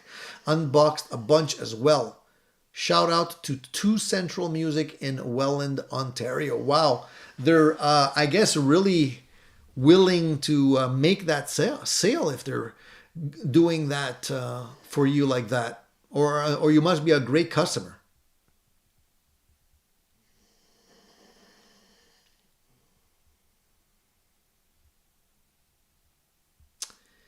Hey, Charles, no thanks needed, man. I'm glad you guys teamed up.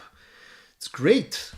And I'm glad it happened here on Addicted to Gear, man. That's what we want. We want people to share, man. That's what it is.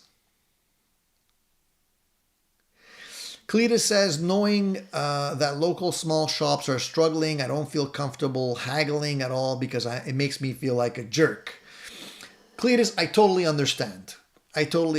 But honestly, I feel like, you're not going to, when I say haggle, I don't mean you have to be, a douche about it. You have to be, I mean, whether I'm going into a regular chain store or a smaller store, there's always a discussion that needs to be made. You got to walk out of there feeling that you're a happy customer. And I'm not saying, hey, drop the price, half price. That's not what I'm talking about. But there's always room for a little negotiation. And if I feel like the guy's honest and there really isn't room for negotiation, I'm not going to push it. But I'm okay with walking into a store that I've been to many, many times. And, if I like a guitar that's on the wall, I'll take it and I'll say, hey, what kind of deal can you give me on this? If the guy tells me, hey, there's no deal, no problem. I make a call at that point. If it suits me, I'll buy it. If it doesn't, I won't. You can sell it to someone else. Don't worry. He's not gonna do something that's crazy, that he can't afford. Dan says, how many guitars do you own? Dan, well, too many. Too many guitars, dude. I don't even want to say the number because it makes me feel bad. Believe it or not. I actually did a count not long ago, and it's more than I thought, believe it or not, which is crazy. But my wife was way closer to the actual number than I was. So I think she's keeping tabs on me. Alan says, I bought an Ampeg Beef 25 at a garage sale once, plugged in my bongo bass, and got a shock that nearly threw me across the garage. Filter caps were like dust. Yeah, that's crazy.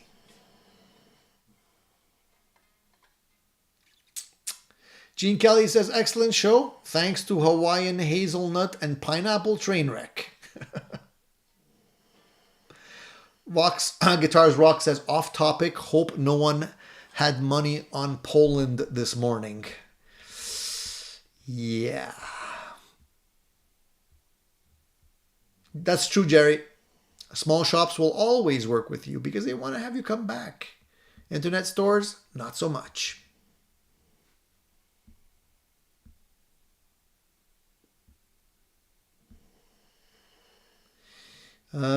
Just ask them to price match or give you added value, set up extra strings and free cable. As a matter of fact, you just reminded me, Jeff, I still have a setup. I have a setup. They were going to give me a free setup with my guitar that I purchased, and I never actually used it. To be honest, I'm a little afraid to bring them my guitar to set up because I do the setups better than they do. So what do I do? Which guitar do I bring them to set up? Maybe I should bring them my Frankenstrat. I don't think you're allowed to bring another guitar. I'm not sure how they work. I think you have to bring in the guitar you purchased for a setup. But I already set it up, so I don't know. Whatever. It's a gimmick. Cletus wants to see my Made in Japan Les Paul. Yeah, I'd love to show you, but I don't have it here. I think I put it away. I don't have it on the... I don't have it on the stand, Cletus. Sorry. I'll bring it out next time. All right. You're talking about my Tokai, right? There's two. I have two. There's a black one, which is a custom, like a Black Beauty version, and there's a regular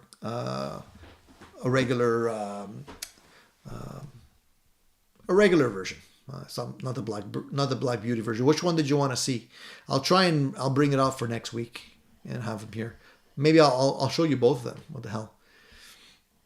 If you really want to see it, there's also videos on that in my archive. Casey says, my wife found my last 3 guitars online for me. I'm a lucky man. Indeed you are. Indeed you are. Wow. She's looking out for you. He's a keeper.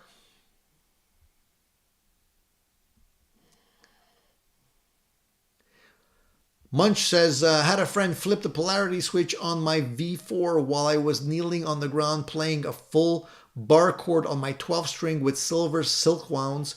talk about a jolt. Yeah, there's enough voltage in guitars to seriously do damage, guys. You got to be super careful. And, with older amplifiers, a lot of people like to collect the older amps. A lot of those older amps don't even have the ground prong in the plug. You got to be careful with those and make sure you change those right away, because you can definitely get hurt if there's dodgy wiring where you're playing.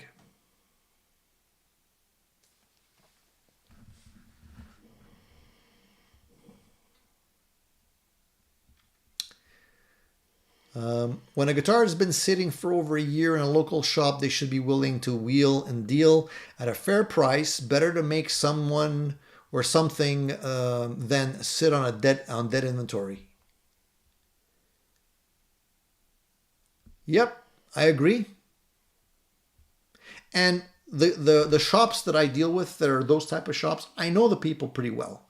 They're pretty open. Like at some point, I even went in and I'm like, hey, if I buy this guitar, would you be willing to switch that neck and put it on this guitar for me? And the guy's like, yeah, sure, no problem. So it's like, when you have that kind of service, they're always willing to deal.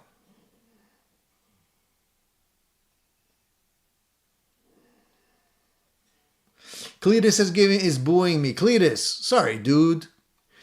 Everyone boo this man. Just kidding. I'm just interested and would love to see how you play a noodle on those. I play like a noodle on these ones. I play a noodle pretty badly. But they're great guitars. All right, guys. I'm going to wrap it up. I've been yapping for 2.5 hours. I don't want to bore you guys, and I want to leave some other, stuff that we can talk about next week. I would like to give the last words to you guys. If you have any questions or something that you've been waiting to ask, do it now. I'll stay online for like another 10 minutes or so if you want. But I don't mind you guys asking some questions if you've been holding back. Thank you, Surf 4. Hey, I'm always glad you guys are enjoying the shows. The humidity level in my house is good, but thanks for the tip. It's actually fine. The humidity, I got one of those little humidity sensors where if the humidity is good, you have a smiley face, and the guy's been smiling, so it's good. It hasn't been very dry in here. And it's also good for the guitars. And I can tell when the humidity is bad by the neck on my guitars most of the time. That's one of the tricks that I have. Gene, where do we get some samples from your band? There's not a lot online because I don't usually share playing samples because we always get blackballed by YouTube. I should share it on Instagram, actually, now that I think about it. But it's harder to share on Instagram. There's maybe one or two in my, if you go to my channel, I think we did a cover of Bad Case of Loving You. And I think there's another show that we were playing somewhere where there's a sample of, what were we playing there? I think we were playing Wildflower by The Cult or something. Yeah, so you can go there and you can check them out. And there's one or two. It's hard because when you play live, the sound quality sucks. Sometimes when we record stuff, we record through an iPhone. I would just put it there, and the sound quality is not great. The video quality is not great. So, sometimes it's not even really centered properly or anything. But it's not really meant to be like polished. We just do it for ourselves. Yeah. Tony, you should do a rig rundown at your next rehearsal. Yeah, that'd be fun. That would be fun. Except the problem is, Mark, when I get to rehearsal, everybody's already playing. Everybody's like tuning up and ready to go, and nobody wants me to go there, to yap and to talk and stuff. And they're like, "What's this guy doing? We're paying by the hour here to rent out the rehearsal spaces that we're playing in." And it's like, let's go. We got to play, But I can do a rig rundown here, and it'll be easier.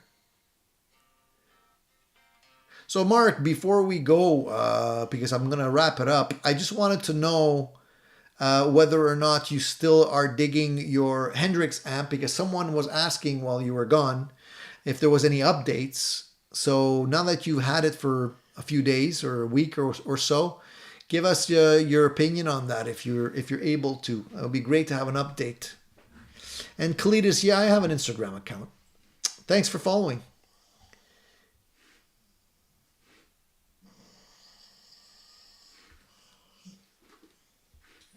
If the stuff on the Instagram account is just like, oddball stuff, but I tend to put stuff there every once in a while.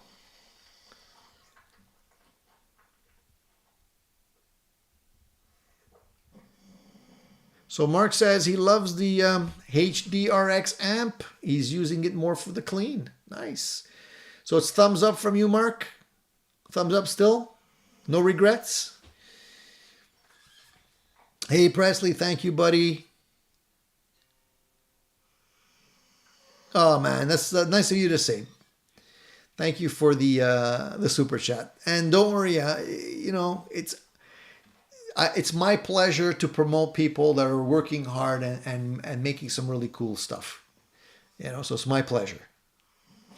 Mark says he has to send videos. Please do. Yeah, it'd be fun. And he says it's fat sounding. Oh, nice.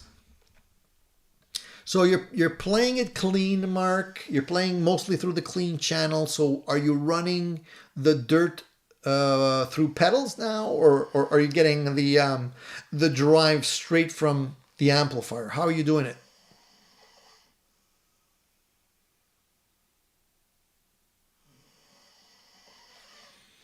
A lot of people go through pedals because it's more manageable sound-wise. Where can you get a shirt like this? I don't know, man. I've had this shirt for so long, it's got a hole in it. I just realized that. Look at this. There's a hole in it. What the hell? That's no good.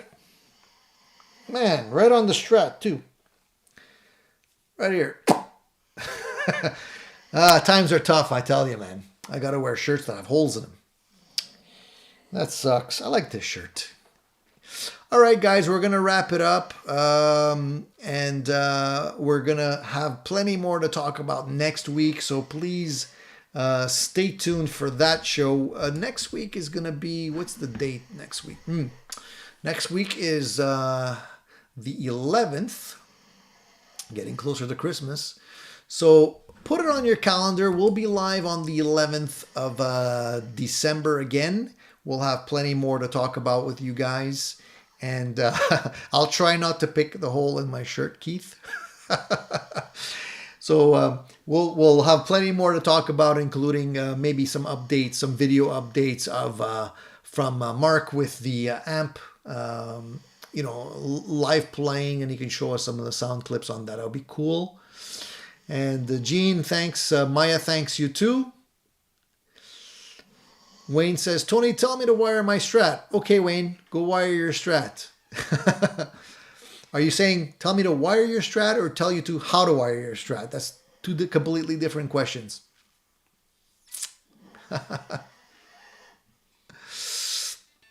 Yeah, the Noble's Oldie 1 and the GHS AT in the front of the amp. That'll do it. Very cool.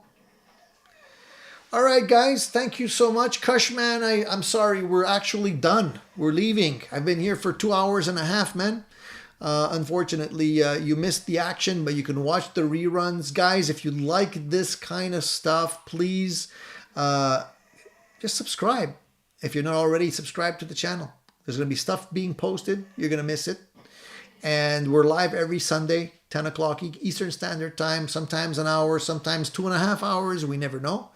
But I'll be here next week, God willing. And you guys keep on practicing. Make sure you squeeze every last drop of goodness out of your gear and enjoy it. And we'll talk about gear and other great stuff here next week as well. All right. Have a fantastic week. Everybody stay safe. Thank you for joining the live chat. See you all soon.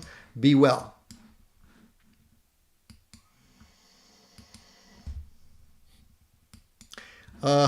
And if you guys don't forget, or if you guys are willing, thumbs up. Thanks.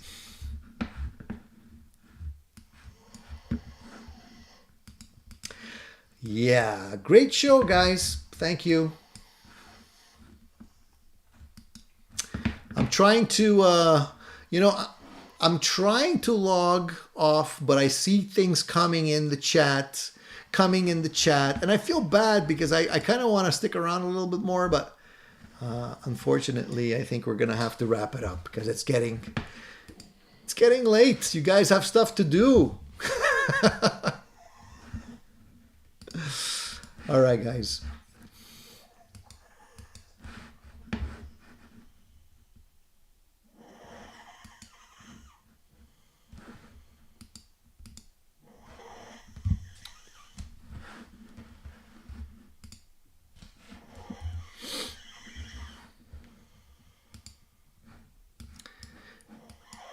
One more?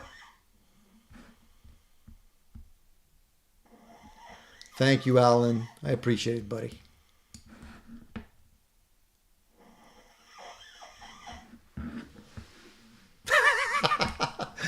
Run for the hills. Indeed. All right, guys. You guys crack me up.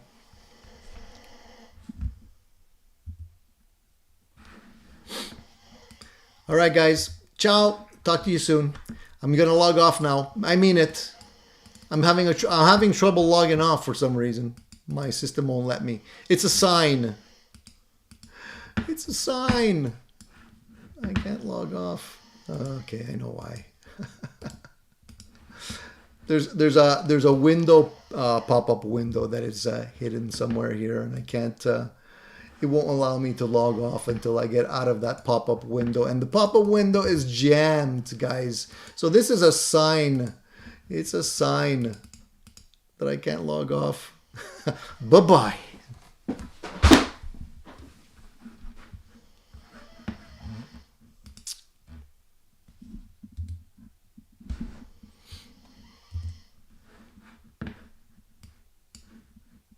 Too funny. Skynet. Yeah, that's what it is. Dan, I think the people are watching me. They don't want me to go. They're like, hold on a second. I don't know why nothing's popping up on my screen here. There's like I have these I have this pop-up window, and it's asking me to click on it to allow or to to not allow. And no matter what I do, it's not allowing me to click on it. And if I try to scooch the windows, the windows they're not scooching. So it's like I'm kind of stuck, and I don't want to kill it, because if I kill it, what's going to happen is I'm probably going to lose the feed. So yeah, I don't know what's happening here. I got to try to do it a different way. I'm telling you guys, it's funny. It's super funny. Yeah, that's what I'm going to do. That's what I'm going to do. And the Control-Alt-Delete doesn't work on a Mac, by the way. It's not even the same way. And that's not even working. That's too funny. Okay, anyways, you guys, you can just spend the day with me, and we'll chit-chat about, what you're doing this weekend, how you're spending your time with the family, etc., and try and see if we can... do it that way. Or I can just serenade you all day. All right, guys. I'm gonna just kill it. There we go. Okay, guys. Talk to you guys soon. We're just gonna kill it over here. You know what? Even the force quit is not working. What's going on? This is crazy. This is really like somebody's spying on me right now. Huh. That's crazy. Okay, so that's not going to work. So we're stuck here, guys. We're going to be here all day. So let's continue chit-chatting till we're done. I don't know what to do. I'm stuck. This is really funny. Really funny. It's Safari that's causing the problem. Damn Safari. That's what it is. Because it's stuck on... Yeah, it's for... The stupid Safari is stuck.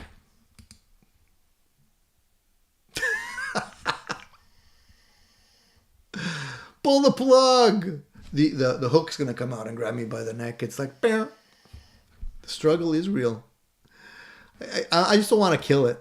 Because if I kill it, you know what's going to happen, guys. We're going to lose it.